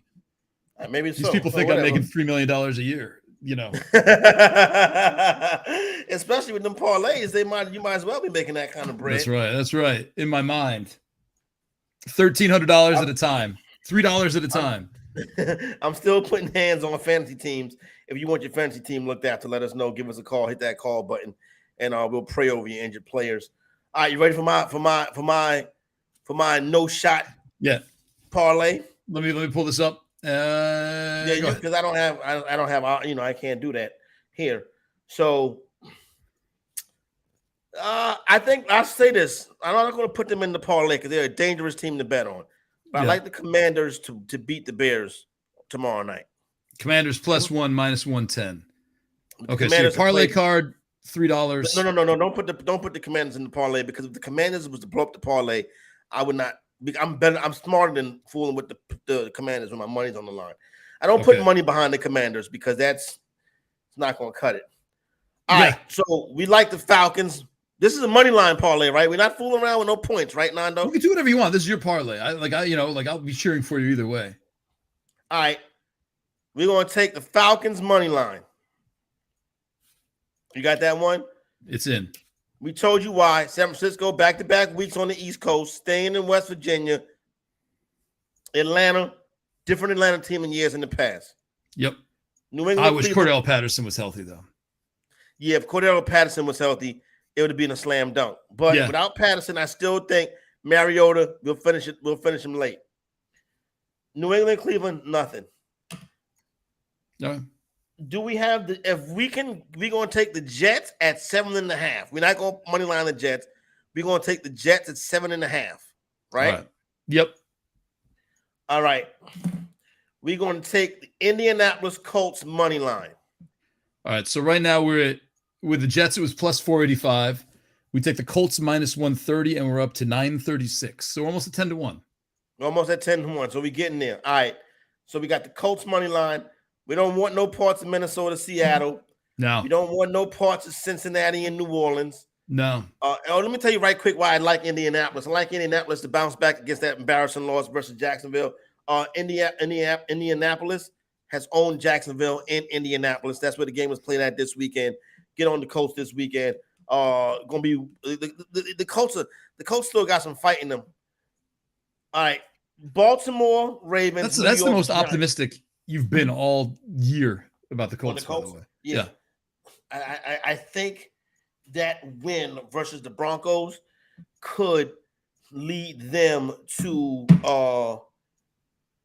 that could have been a watershed moment. They could turn around. That O-line stinks. Don't get me wrong. Yeah. But they're still in it. And a win this week, they can get the 3-2-1, and they can give Jacksonville their third loss. Jacksonville playing better. Jacksonville is not ready yet, though. And I do so there you go with that one. Now, Minnesota, Miami, not interested. Minnesota, Miami. Yeah, don't want to touch that. And I don't believe Jonathan Taylor's playing this week. I hope he does myself because I put him in the lineup myself. New Orleans, Cincinnati. I like New Orleans in this spot. Yep. But I like Cincinnati in this spot, but I don't like them enough to place the wager because I worry about that O-line in the dome. Bad O-lines don't travel well, and they definitely not going to do good in a loud dome like the dome down in New Orleans. Baltimore and the New York Giants, the Wink Martindale thing. So let's say I think this is a perfect matchup for the New York Giants. You got Wink Martindale going against a team that he's familiar with, number one. Number two, the Giants want to stay close to you and then beat you in the second half. Yes. Baltimore has been playing terribly in the second half of games this year. I see the Giants winning on a kick late. Put the Giants in that parlay. Boom. Giants at +205 bring us from 936 all the way up to 3060. All right, now here's the interesting one. Carolina Panthers. Do we want to win one for the Gipper or do we want to cover one for the Gipper? That's a question you've got to ask yourself. I think we cover one for let's not get carried away. I think we cover one for the Gipper, right? So let's take The 10.5 on the Carolina Panthers. It's a new day. Win one for the Gipper. Steve Wilkes coming here, fired people that was working here before he got here. All right. Now. Let me tell you real quick. You doing Carolina Panthers brings you from 30-60 up to 59-33. If you went for the straight win, you would have gone from 30-60 to 15,070. Oh, that's interesting right there. But still, we're not going to get too greedy. Right. We're not going to get too greedy. Right. Now, 59-1 is still a pretty good deal. The Arizona Cardinals are the road warriors in the NFL. 10-1 ATS and straight up the last 11 games. We're going later number. It's at 2.5 right now. We're going later 2.5 with the Arizona Cardinals. All right. We go from 59-33 to 11,180. So if we put $25 on that, what are we looking at? All right. Let's see. 6-pick parlay. 25 pays 28.20. There you go. And right 18 there. and 18 cents. And 18 cents. 18 cents you can put in the collection plate when I pray over your team. So that's a little $2,500. I mean, $25 turning into $2,500 right here, courtesy of the fantasy executive. Right there. Falcons money line. Falcons money line. Jets +7. Colts money line. Giants money line. Panthers spread. Cardinals spread. Yeah, there you go. Huh. That's it right there. That's the parlay. Make you a quick little $2,800 this weekend. Yeah, I still prefer my 1,300. I like that too. Anything that's positive is good over here. I wouldn't touch. So there are two things I wanted to bring up. Unless you had, Why is something this you wanted to Cowboy get to. number? Why this Eagle number keep going up? It went from 5 to 5.5 to 6 to 6, and now it just went. Points bet just went to 6.5. Is Micah Parsons out this week? I think it's just people like the Eagles the more they look at it, man. Maybe it's the Dak Prescott Cooper Rush thing. I don't think I can see a little bit the number moving up a little bit. Yeah, for Prescott. I mean, that saying that Prescott, Jerry basically said that the Cowboys basically said that that Dak probably Prescott they're going. The Cowboys moving forward with Prescott. I mean, on the bench this week. Does Micah Parsons miss practice today? I haven't looked at the practice reports because we do the show. Let me check NFL injury. NFL injury news Twitter. He's a DNP. He's a DNP. Yeah, but Wednesdays are rest days for the veterans. But he had that groin injury late in the game. Remember, late in the game against the Rams, he was holding his groin. John Machado I think John worked for Dallas Morning News. Yeah, for the Dallas Morning News, where Skip Bayless used to work at. Right, John Machado. Oh, yeah, he's our guy. He's athletic now. Oh, he's athletic now? All right, yeah. Cool. That's your boy. Limited today, but he said there's no question he's playing tonight against the Eagles. I don't understand why this number is moving up to 6.5. The last 8 games between these two teams, the Cowboys have won 7 of them. But hey, I'm a Cowboy fan. I'm biased. I don't know what I'm talking about. No one ever said that. No one ever said the second part of that. In the biased part, they did say that. I don't know but I don't know. This number's going to 6.5. I find that interesting. I don't think the Eagles. I don't want to be stubborn though. You know what I'm saying? Interesting. We'll see what happens on Sunday night. I've been waiting all week for Sunday night. That's sad. It's homecoming. Are we gonna save some money for Alicia? Why don't you put South Carolina State in the parlay? That's a good question, Don. Let me go ahead and find them right now. Man, we are failing your alma mater. Yeah, we're not doing good. Then everybody will start arriving in town tomorrow. You know what I'm saying? They opened up a new store by the stadium too that sell paraphernalia. So they're really gonna try to take all our money this week. Anything good, or is it just typical bookstore stuff? It's probably. I might guess it's typical bookstore stuff. We'll see what happens though. I might shoot up there tomorrow. I never buy that. I can't do the bookstore stuff. It's always so it's like they sewed on like the world's heaviest logo onto a sweatshirt and like $65. Out of here, man. Bookstore is overpriced. Yeah, the Walmart by campus has always got better stuff than the bookstore. Yeah, exactly. 100%. Yes, and now that licensing's all over the place, you can just buy some T-shirts with your favorite player's face on it. That's how you never homecoming, Londo. We never NIL'd. Yeah, we got an NIL. The volleyball player, or something like that. We got to figure out how we get some NIL money up there. Why don't you poke around a little bit? I'll do that while I'm up there. When's the last time you've been to your homecoming, Nando? No, never. I haven't been. I don't think I've been. You don't get up there much. You don't want to go up there no more. Those days are over. Well, can't do anything on the weekends, right? Because like we got our jobs, we got our Sunday jobs. But like even when like I could take if I took a Sunday off, I would just go up for random BC football Saturday, Sunday kind of thing, which is fun. But like they just restrict so BC used to be the joke used to be when we went there, like the real fans come in the second half because they're out tailgating until the cops like on horseback kick them off, and then everyone got mad about all the alums got so mad and embarrassed about it that they started kicking people off the field like with 5 minutes before kickoff to go. And so like you want to come and tailgate, that's cool, but like I don't want to go into the stadium right when the game starts. No fun in that. I know you gotta be outside, you gotta walk around a little bit, you know what I'm saying? Man, it's fall, you're running into people you haven't seen in forever. So then there's one lot that BC used to have that was like lawless society. And the cops never kick people. They just kick people off the big field. Like you could still go in the parking lot. And then they started kicking out of the parking lot people. And it was just kind of like, we're going to go to a bar instead of the game now. I'm about to say, that's not fun when you're kicking people out and stuff like that. Yeah. So everyone just kind of stopped. Like all my friends who were, had the young alumni season tickets, got rid of them.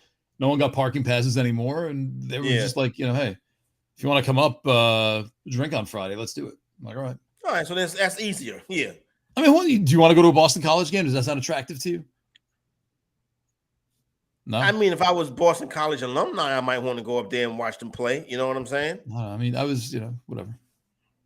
Well, yeah, you're not I'm okay without it. No, it's fine with me. You know what I'm saying? We play in Virginia Lynchburg. They've lost 1 million games in a row. There's no line on this game. There's no line on this game. No, you can't bet on it because Virginia Lynchburg is like a prep school. Right. Someone will have one somewhere. Yeah, we'll as we get closer to the game day, but right now there's no line. I'm looking at their past couple games. There's no line on those games either. This is like a nothing team. This is a team you invite for home. We can beat them. The network can probably beat Virginia Lynchburg. Put together a team. They played Morgan 2 weeks ago and lost 44-10. Oh. And there was no line on that game. All right. Well then. Yeah. Won't PointsBet let you create your own line? Is that the whole thing? The attendance was 2,500. That's not going to happen in Orangeburg this weekend. We'll do better than that. Don't show up until halftime. Oh, Jared lived 20 minutes from West Point. Oh, nice. South or north? If it's south, I mean, that's my side of the water. Hey, look at that, south. That's not bad. He go see Army play Colgate this week. My brother used to play Army and Colgate when he was playing for Fordham. And he actually used to work at West Point. So we used to go to a couple games up there too. Yeah. It's great. It's beautiful. It's just so pretty. But you sit there and you're like, wow, man, this is like an impressive. I was never in the military, I'm just a dude here watching a football game. They be standing up, you know what I mean? They be doing their thing. Yeah, you're like, oh, okay, let's go home. Go back to Fordham. Tell you what, there was a team that we played. I think it was Lehigh that my brother played. I used to go to my brother's games, it was cool. Lehigh is in like Philadelphia area, right? No, I think it's west. Wait, I'm thinking Lafayette. It was one of those two west, like by where Crayola is in Pennsylvania. Oh, okay. Yeah, it's like an hour and a half west. It's actually not that bad of a drive. It might have been Lehigh. Anyway, the point is they had this band, right? They came to Fordham, and their band would play through Fordham call. They would only play when Fordham was trying to call plays, right? And they were down right basically on the field, and they were just playing as loud as they could. And I thought it was kind of trash. You know what I mean? Like, and no one was saying stop it. Like that's, it was some weird kind of advantage. We're bringing our band on the road. So me and my friend Steve Lawrence, after the game, we ran up behind him and stole their stupid hats that had a bunch of pins on them. Nice. That's the type of stuff we would do too. You know what I'm saying? That's like 100%. You know what I mean? The type of stuff that we would do too. 100%. Yeah. We would all sabotage of a team. Yeah, and again, you would wait. So you would be the band, not the hat stealers. We'd be the hat stealers and the band. All right. But more the hat stealers. You know what I'm saying? Yeah. More the hat stealers. More the hat stealers. When gave the hat to my brother, I'm like, here, I'm sorry you lost, but here's a hat from a Lehigh band. Tell you what, it didn't happen next time they stopped doing it. They stopped doing it. No, that is a trash move right there. That's not nice. That's not sportsmanship. You know what I'm saying? Also, yeah, you're not on the team. Like, stop playing when Fordham's trying to call their plays. Like in high school, now I went to a strict high school, a strict Catholic high school, St. Raymond's High School for boys in New York, right? Had a great basketball team. But even through our basketball heyday, when we would go on the road, we were allowed to clap for our team, but we couldn't boo the other team. I mean, we cheer for our team. We don't root against the other team. And we was from the Bronx and Harlem. It's too much. We was after a while they couldn't contain us. I was gonna say, yeah, that's a lot. Yeah, after a while, it used to be some crazy Friday nights in that little gym in the Bronx. I miss it, man. You know, I think I would go to some high school game if it wasn't creepy. I think I would like to go to like some high school games, not even college games, or like a small college game or something. Yeah. No, not like state, you know what I'm saying? Like, yeah, there you go. Yeah, you know, but up here, but not down there. It's too hot down there. I would want to go to like, let me go. I'm gonna drive into Vermont one day for high school football. Where you can have, where you can drink in the daytime and not fry. Yeah, right. Is that too much to ask? Leaves crunching under my feet. Yeah, the fall. You know what I'm saying? Have your little vest on. You know what I'm saying? Yeah, my vest. Yeah, those vests. I got to pick which color vest I want to wear. Yeah, your vest, your pumpkin spice latte. You know what I'm saying? Pulling up on campus. Good morning. I'm DeFino. My scarf. Yeah. Hi. You do got some nice scarves, Nando. How is your scarf collection?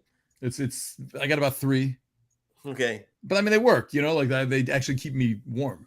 So that's the purpose of the scarf. You know what I'm saying? Yeah, I know. It was never like a fashion accessory. I actually like you never got sick during the past couple of years, right? You stayed healthy the whole time, right? Knock on wood, man. We also did not do a lot. So, Good. Mm-hmm. I mean, it's the risk. I'm not super immune. I'm just like, all right, I'm not going to go to these 17 parties and I know, let's stay in and watch something else on Netflix. There you go. It is what it is. It worked. It worked because you started a family, so you had to be super duper safe. You know what I'm saying? Yeah, that was a factor too, and also because I couldn't really go anywhere. So see you later. I'm going to go to drink with Vaccaro. I had the Delta outbreak. Oh yeah. It just doesn't seem like the greatest. Hey, how did you get it? I had to go see my friends at a bar. I was chilling with Chris. We had a draft live for some odd reason. Good times, though. You know what I'm saying? Looking forward to this weekend. But listen, y'all, put nothing crazy on them parlays, but put $2 or $3 on the parlays, and if you rich, then we be lit next week. You know what I'm saying? I see where they got the college national treasures collection, collegiate football national treasures come out. So They got this year's draft class national treasures cards in their college uniform with the college patches. I seen the Kenny Pickett one. That blue and yellow together looks real good. Yeah, it does. I think WNBA Prism came out today. WNBA Prism is WNBA Prism. I know it's on the coming soon. Where I order my cards from now, they had coming soon for NBA for WNBA for the WNBA Prism. I got a box. I did during the height of the pandemic. I did a story on WNBA Prism. Because it was the first year, it was a debut line, and you couldn't buy a hobby box for less than $400. And so I did this. I'm like, this is great for women's basketball. I doubt a ton of women's basketball fans are the ones driving these prices up. No, but, it's definitely. And then that year that you did that story, Nando, that was the year that Sabrina, I struggle with her last name. Please forgive me. I think it's Ionescu. Sabrina Ionescu. That was her rookie year, right? Yeah. She actually, I got a couple quotes from her for the story. She had some rookie cards, Ionescu, that was like the same price as Zion Williamson rookie cards. Yeah. Like when she first came out, her WNBA Prism did very well. She's supposed to be like the GOAT of this joint. You know what I'm saying? Yeah. She had a good year this year. I went to a game this year. She had 30 at halftime. She's a good player. She got injured for a little while. I think that took her out of it, but she's got the Kobe connection. I didn't know this stuff until I wrote this. Yeah, the Kobe connection is huge for her. But she was great. I mean, I think Skylar Diggins Smith had a couple out of 5 black refractors. Mm-hmm. Whatever. It was I might buy. I don't know why. I kind of like buying these Prism boxes. I think it's different and funky, and it actually helps me learn WNBA, which is almost as important. We'll see. Here's call the Kenny Jimmy Pickett National Treasures. Look at that. That looks nice. So do the pit. Yes. Yeah, it's the cool. pit with the pit patch. Yeah. Yeah. Now, this is a nice. $600 box right here, Nando. Let's get 15 people together. No, let's get another break. Reply all to that email. Yeah. When we hit this parlay, you can do that too. When we hit this parlay, we're gonna get some national treasures up in here. I just worry about buying an expensive box like that of players in their collegiate uniforms. Yeah. Because will those cards hold value? Like Probably if you not. if you find a collegiate Lamar, we could check this in the break. A Lamar Jackson National Treasures with his Louisville uniform on. I wonder what's that's good. That'll let you know if the box is worth anything. And mind you, there's no Lamar Jackson in this class. Malik Willis will probably be the star of this class. And we got a Malik Willis, or someone won a Malik Willis on the show. On the show, yeah, because we all Chase won like that. Check this out before we hit the break. Check this out. This also got Topps Archives baseball came out today. Tell me you don't want to buy that box. Tell me you look at that box. And you're like, oh. Do they have? So look at those. Look at those old designs. But here's the thing: our boy Ed from the Bronx. Remember Ed from the Bronx, right? Yeah. Ed from the Bronx told me that Topps Heritage was a bad buy. I could see that, but these are Topps Archives. Oh, it's different. Okay. But I mean, also like, I did like Topps Archives is something I just like to open because it's like old fashioned, cool looking cards. Yeah. I don't know what I'm gonna find in there. Maybe it'll be like an autographed Kent Herbeck. I don't know. Like I don't care. That's one I'd like to buy. Heritage I don't care about. But like Archives is like fun and goofy. And like last year I went out and actually bought a Kim Ng card, the GM of the autographed Kim Ng card, autographed Marlins GM. Thought that was I like cool that. Card. Yeah. Oh, you know what I seen the card of recently? I saw a Nick Saban autograph card. Oh, that's something, right? With like him standing on the sideline. Yeah, that was pretty cool. They should do more coaches cards. I like that, the coaches cards. I think that's a cool idea. I got a Mike Vrabel card in here somewhere. From Mike Vrabel, the coach, or Mike Vrabel, the player? Mike Vrabel, the coach. Nice. That's nice. It's not autographed though. It's just Mike Vrabel standing on the sideline as the Tennessee Titans coach. But I just think that coaches cards are cool. You know what I'm saying? They had those. I remember 87 Topps for football was the one that I remember the best. I think it was like my prime of collecting. And I remember they had a lot of coaches cards. They had coaches cards back in that 87 Topps set. Okay. I don't know why I know that. I think I had a couple like Bill Parcells cards. Tried to buy up all the Bill Parcells coach cards that I could. 87 Topps NFL. What is that? That's not Jerry Rice. 87 Topps NFL. They got little flags, like, kind of like a little flag design on the side with the name in it. 86 was the one with those little stripes, with the yellow stripes and the green background. Okay, yeah, that's a classic look right there. That was 86. 85, I think, had the team when you turn it sideways, it was like Bears going. I remember those. EARS, yeah. 87 was just kind of like flag, kind of cool looking. 89 was like a takeoff on that. I don't remember what 88 looked like. This is 87 right there. The Jared's got it right. See how much did Nathaniel Hackett coach card cost? Score.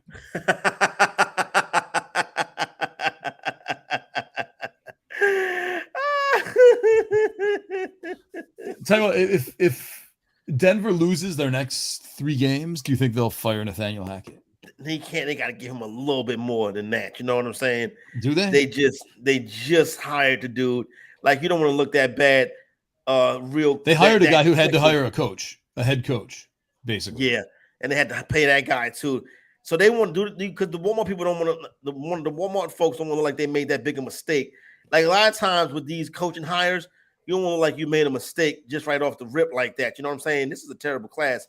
Well, you could get a Jim Harbaugh Chicago Bears card in here. He's the Vinny Testaverde, Eric Thomas. He's 1987 rookie class. Mark Carrier. Yeah. Charles Lockett. Nothing spectacular here. Cliff Hicks. Oh, man. This is... It wasn't really the set. Yeah, it wasn't the set to go rookie hunting for. No, it's not. The best players in this set is Vinny Testaverde, Cornelius Bennett, Alonzo Highsmith, Jerome Brown. That'd be a good one. Rod Woodson, a Hall of Famer. That's John Bosa, one of the the Bosa's, the first family of football. Other than that, Nando, Mark Ingram. I'm looking up the NFL 1987 All-Rookie team. Vinny Testaverde. Troy Stafford was your running back. With Bo Jackson. Wait, Bo Jackson? Bo Jackson. That would have made 88 his rookie card then, if he was a rookie in 87. Although Vinny Testaverde had a card. They don't have Bo Jackson in the 1987 NFL draft. That's weird. This is when the draft. This is when like the NFL draft first started coming on ESPN, and they'd be in like a ballroom at the Sheridan, and they would be smoking cigarettes in the ballroom at the Sheridan, pick and play. Like, the New Orleans Saints select Jim Miller. The dude have a cigarette in his hand. You're like, what is going on?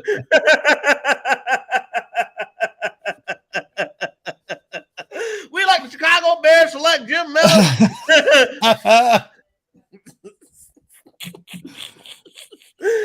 Oh boy. Former Sirius XM NFL radio host Jim Miller is a selection for the Chicago Bears. Oh man. Oh, that's amazing. What a time to be alive when you can smoke at the damn draft. It was encouraged. You can smoke on airplanes. My pops told me you could smoke on airplanes back in the day. You could do that up to like 20 years ago, man. I remember that. That's crazy. Yeah. Can you imagine lighting a cigarette on an airplane now? Isn't that crazy? There are people will throw you off that joint. You be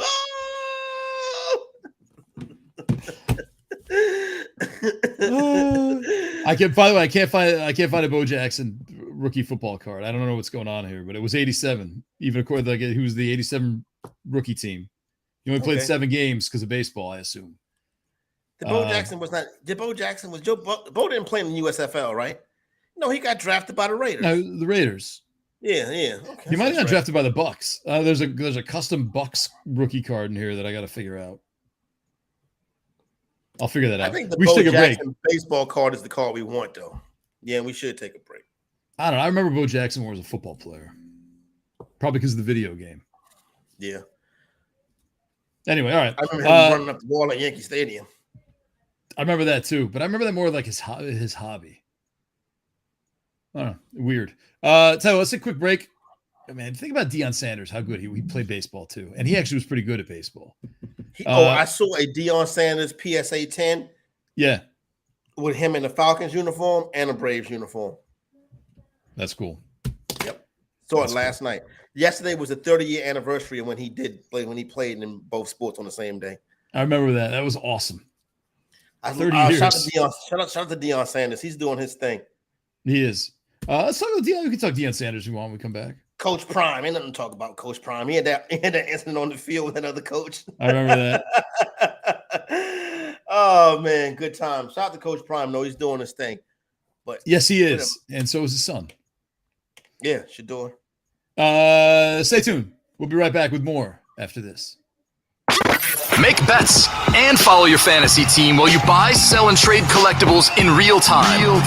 Only on Bettor Sports Network. Bettor Sports Live with Rick Kamla. He went to Denver to swindle a desperate franchise out of $250 million. That's what Russell Wilson did. He went to Denver in the great state of Colorado and bamboozled them all, including me. And now he is just bilking $250 million from these people. These poor people, they don't deserve this. Totally on board with the decision to bring on Russell Wilson. Totally on board. I don't regret it to this day. Absolutely the right move. Bold, aggressive move, make a big trade, pay him all the money, bring him in. Now you're in the Super Bowl fast lane. Let's go giddy up Peyton Manning style. Russ is the one who has not held up his end of the bargain. This is on him, and I am looking at him completely differently right now. The Playbook with Fensty and Ronis. Weekdays at 5 Eastern. I wasn't going to mention it. I wasn't going to bring anything up. Grounded slowly to third. Manny charges his.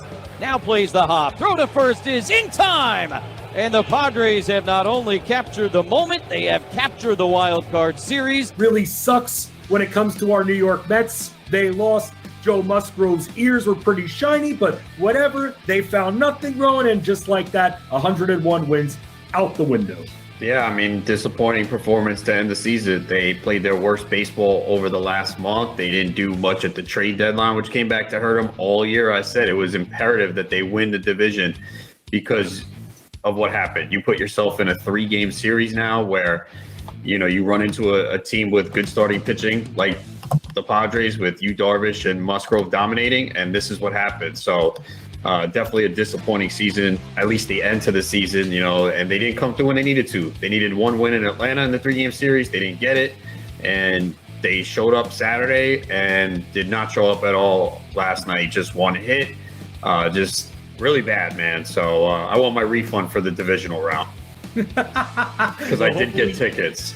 And then they tell you, oh, you're not going to get your refund until 3 to 4 weeks after the conclusion of the postseason. Really? 2 months? Come on, give me my money now. You're not playing it. Give me my money back. Maybe they have net 60 or something. No, man, just give me my money. You're not playing. I want my money back.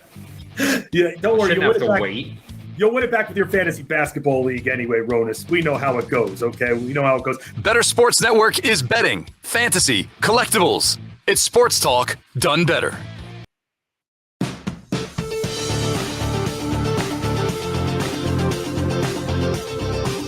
Bettor Sports Network is betting, fantasy, collectibles. It's sports talk done better. What's up, everybody? We are down the home stretch of I was supposed to say Thursday, this Wednesday show here on Corey and Nando and Friends, presented by Mayo Media Network. We're gonna have a good show tomorrow. Special guests tomorrow. We're gonna break down the Deontay Wilder fight tomorrow. I think a little bit. Will he fight this weekend? He fought this weekend last year. Yeah, he fought this weekend. Well, last year he fought the weekend just past my birthday weekend. I remember I was in the spot watching the fight. I don't know, man. Like I watched the fights. I still watch like the big fights, I guess. I don't know if he should be doing this fight, man. He should just call it a game. Hey, just made a ton of money. Fine, I lost, but it was like a legendary fight.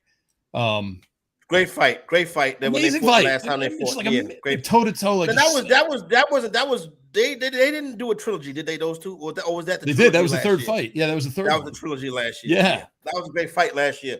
Both of them got knocked down. They battled. You know what I'm saying? Went back and forth. Wilder took the L. You know what I'm saying? But I remember, like I said, I remember watching the fight in the spot.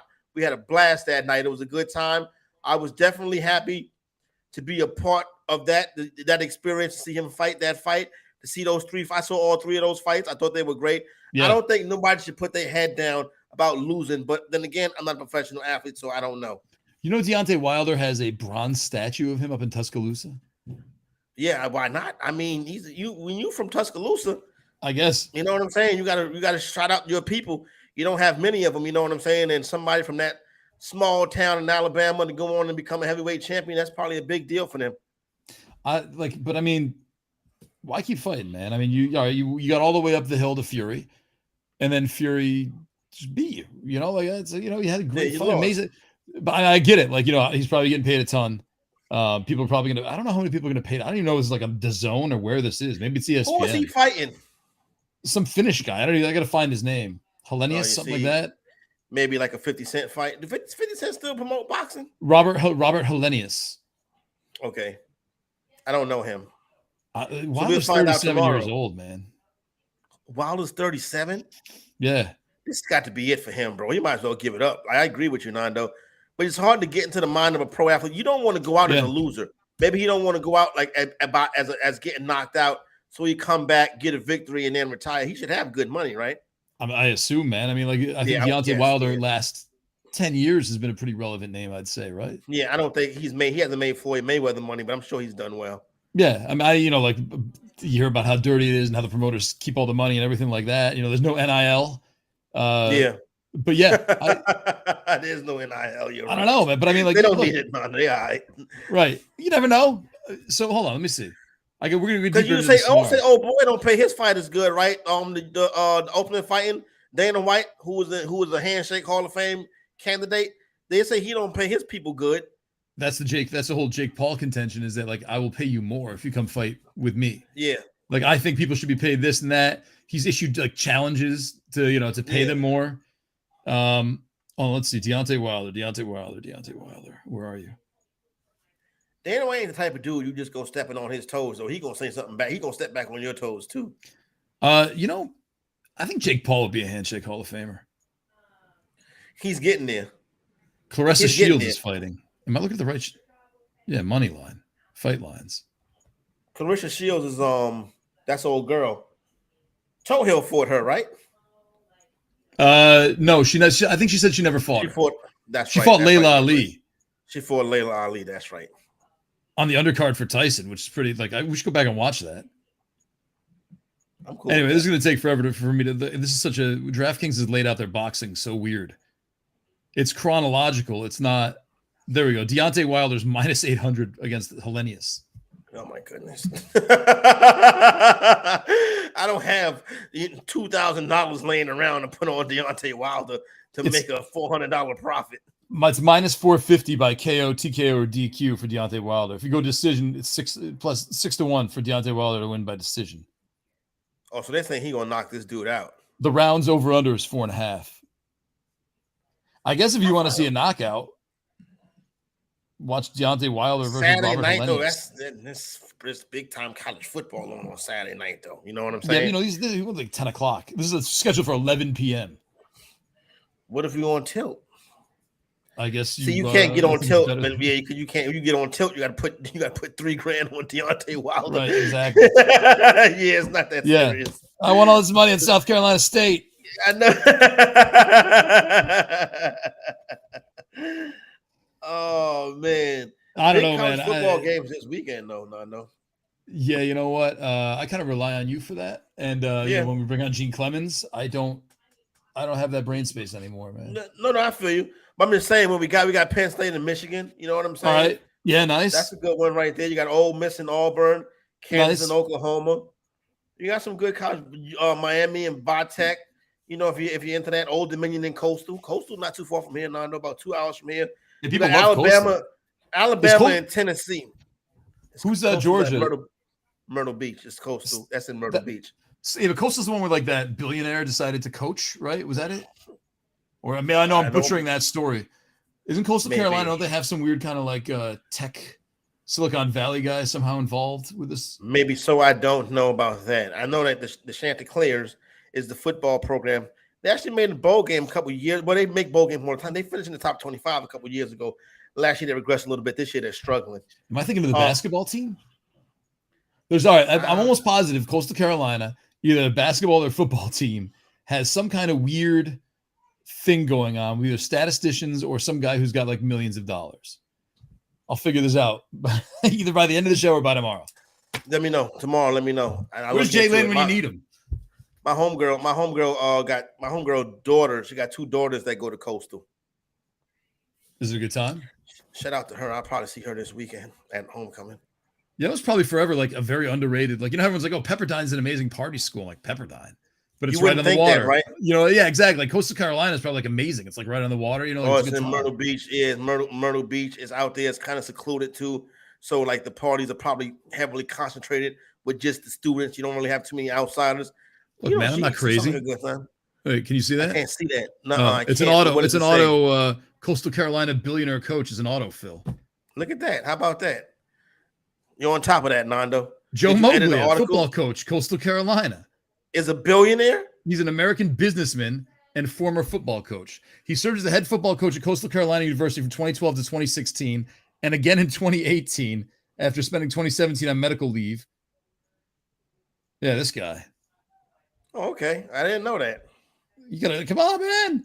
Sorry, I know him not in Myrtle Beach. He spent 17 years at Merrill Lynch, where he was a member of the executive committee for the institutional business. In his 7 years at TD Ameritrade, he and his executive management team oversaw the company as his client assets grew from 24 to 300 billion. He's a billionaire. He's like a lead. So he's like a leader, like a leader type guy. You know what I'm saying? I guess so. Those guys make good coaches. He resigned as chairman of TD Ameritrade in late 2020. How strange. Yeah, I guarantee you this guy's a huge booster for Coastal Carolina now. Probably so, 100%. Right, if you were their coach, if you were a billionaire and then you coached them and then you stopped coaching definitely going to want to look out for them. Yeah, right? All right. Well, I'll find out more about this. Let's have him on the show. Yeah, I'm cool with that. Joe Moglia. That's probably Joe Moglia. All right. I'll write that one down. Sorry. I took us off a little bit. That's fine. We still got to get. We got a couple billionaires. We got to get Joe Moglia and we got to get Michael Rubin on the show. Those are long-term guests. Yeah. I'll call Moglia tonight. What is he doing? Right? He went to Fordham. I'll play the a whole Fordham bunch thing. of money. Oh, you went to Fordham? Yeah. But we still got to get Tory Dandy. He went to state and he's not responding to any of my overtures on Instagram. Yeah, weren't you told? I believe you were told that that wasn't going to happen, right? Like this guy's not coming on the show. If I see him this weekend, I guarantee you I'll get his card and he'll be on the show. I guarantee if I run him this weekend, I'll get his card and he'll be on the show. Moglia is the author of 2 books, The Perimeter Attack Offense and Coach Yourself to Success, Winning the Investment Game. Didn't I tell you he's probably one of those coach-to-coach type dudes, like lead the leader? Yeah, those dudes make good football coaches. And a lot of times a lot of football coaches will have a guy like that they'll call at nighttime or something to discuss planning, how to deal with different personalities and stuff like that. So yeah, I can see a guy like that being a football coach. We should order that book. We should give that book away as Christmas gifts to the Corey and Nando friends, to the friends part of Corey and Nando. This is we should actually. Let's have a book break. Yeah. We're going to have a book break. Yeah. All next week, all we're going to do is read Joe Moglia's book. Listen to this. On November 10th, 2010, Moglia was named as the head coach of the new United Football League franchise, the Virginia Destroyers. On January 12th, 2011, he was then named president and head coach of the Omaha Nighthawks, whose venue happened to be TD Ameritrade Park, Omaha. He was the chairman of TD Ameritrade. Look at that. You got connections. As the UFL's financial position deteriorated, Moglia signed with Coastal Carolina on December 20th, 2011, replacing David Bennett. In his first season, he led the team to the 2012 Big South Conference. Imagine this guy in the NIL age. Hey, I got a billionaire head coach. And yeah, no doubt. Yeah, I can do whatever I want. South no more. He's in the Sun Belt now. He made it help him get to the Sun Belt. Man, I believe Big South was FCS. Yeah, Big South was FCS conference. This is crazy, man. This is going to be like my night now. Is I going to be up all night reading about Joe? I'm going to order Joe Moglia's book on my Kindle. Kindle subscriptions covered. Hey, we got to have him on the show. Finsty and Ronan's coming up next, and I heard Finsty talk about Ronan's fantasy basketball league. I give everybody a hint about Ronan's. Ronan's, you get in the league with Ronan's, it's like a Ponzi scheme. Ronan's gonna win the league. Ronan's gonna make the entry fee $400. And at the end of the year, Ronan's gonna collect $8,000 from y'all and be like, "Oh, I won," and even though he's the commissioner. Trust me, a Ronan's league is a Ponzi scheme. Stay out of that. Yeah, that's exactly. He caught me a couple times. He won't get me again. You know what's funny with Ronan's? Like usually when these guys start these leagues, like, oh, you know, we're gonna do like 8 points per passing, and like some weird rules. Ronan's just like, let's just do 5x5. I'll still beat you, you know? Yeah. Ronan's is like, wait, however y'all want to play, I'm going to win and take your money. Exactly. Ronan should not be allowed to be a commissioner. He shouldn't. He should not be allowed to be a commissioner. Yeah, Ronan's Madoff. Ronan's Moglia. Do not get in the Ronan's league because basically all you're really doing is sending your money to Adam Ronan's. You know what I want to do, and I've been thinking about this a lot because I do the other show with Vaccaro. You know, it's always high stakes players, this high stakes player that, which he's right. You know, a lot of. I would like to get like 12 guys in a league and get Fred Zinke, Adam Ronis, Chris Vaccaro. You know what I mean? Like just get these 12 guys from all over the place. Get 2 people who are just like legends in their home leagues. And put them in like the league of champions or something like that. I like that. Like 2 home league legends and stick them in there with some sharks. Yeah, but like the Sharks have to be like from all over the place too. You know, like Ronis is a dude who we all know. Like Larry Schechter wins a lot of like this would be a football league. Yeah. Like a guy like Larry Schechter. What's your man? That Gray Albright. You know what I'm saying? Yeah. That dudes like that. That's always at the top of the leaderboard. Dudes that you can Eric trust. Carabell. Guys like that, you know what I'm saying? Guys is different than Scott Engel. Guys like that. like Phil Dussault. Phil Dussault has won. I mean, that's a baseball side. Lindy Hinkleman, like the guys you may not have heard of. Lindy Hinkleman, a good one. You know what I'm saying? Chad Schroeder. dudes like that. My man Glenn Lowry, dudes like that. Yeah, and Glenn Lowry, yes. Throw a couple home league legends in there with him and see what happens. I think that'd be fun. Last. Yeah, but Ronis. Yeah. You could put Jake Seeley in there. You know what I mean? Make just an amazing league. Like, no one's done that. Everyone does the expert leagues. It's got like all the same Tout Wars people in it, or like the Canton leagues, like all whatever. And even with Scotch Fishbowl, it's 40,000 people in Scotch Fishbowl now. Right. Yeah. Right. So that used to be like a league where you can do that until it got to be 40,000 entrants. You know what I'm saying? Yeah. Like Drew Loftus. Remember him from the Post? I remember Drew Loftus. Very smart man. Drew Loftus plays in like 200 leagues. You know what I mean? He calls himself fantasy psycho. Too much. You know, that's the ultimate league. Remember, Jim Day would be in a lot of leagues like that too. Jim Day, I have 130 something leagues, something like that. Right. Shout out to Jim Day. And we're going to start the Jim Day for the Fantasy Hall of Fame. That's something that we need to get behind too. We need to get Jim Day in the FSTA Hall of Fame. Which one? FSGA. Whichever one. The FSGA, excuse me. Like the business one, right? Nah, the content one. I think you put it's WA. FSDA. We need to get the one that Lenny Melnick is in. We need to get Jim Day in that one. The one that Scott Angle was the original member. That one. That's right. Scott Angle. Inaugural. The one Matthew Berry and Michael Fabiano's in it. The one with Barry Fabs and John Hanson in it. We need to get Jim Day into that Hall of Fame. I think you gotta the way that works is someone like the Hall of Famers vote on the new Hall of Famers. I think. So we know Hall of Famers. We can make this happen. We know a bunch of Hall of Famers. We have Funston, Scott Angle. We can just pressure them to be like, Hall hey, Jim of Fame. Day. You know what I'm saying? Yeah, we are the Hall of Fame. Corey, Nando, and Hall of Fame friends. That's how. Yeah. We'll just butter them up. Like, why are we booking all these FSWA Hall of Famers over the next 4 weeks? And then we book them. They come on the show. We ask them a couple fancy questions. We're like, hey, you know Jim Day? And then we just sell Jim Day to them. You know what I'm saying? Yeah, well, it should be like a very subtle whispers campaign where it's kind of, hey, do you remember Corey? Who's that guy who invented the Jim Day? Oh, right, Jim Day, right? Of course. Oh yeah, Draft Masters, best ball draft. Yeah, the guy who invented that popular format. Yeah, Jim Day. Yeah, remember? Oh yeah, I see that. Oh, I talked to him the other day. And then we were like, well, you know what? He'd be nice to put in the FSWA Hall of Fame. Oh, we shouldn't have to say that. We just very quiet. Oh, who's that guy who donated all that money that time he ran the Boston Marathon? Jim Day, right? Yeah.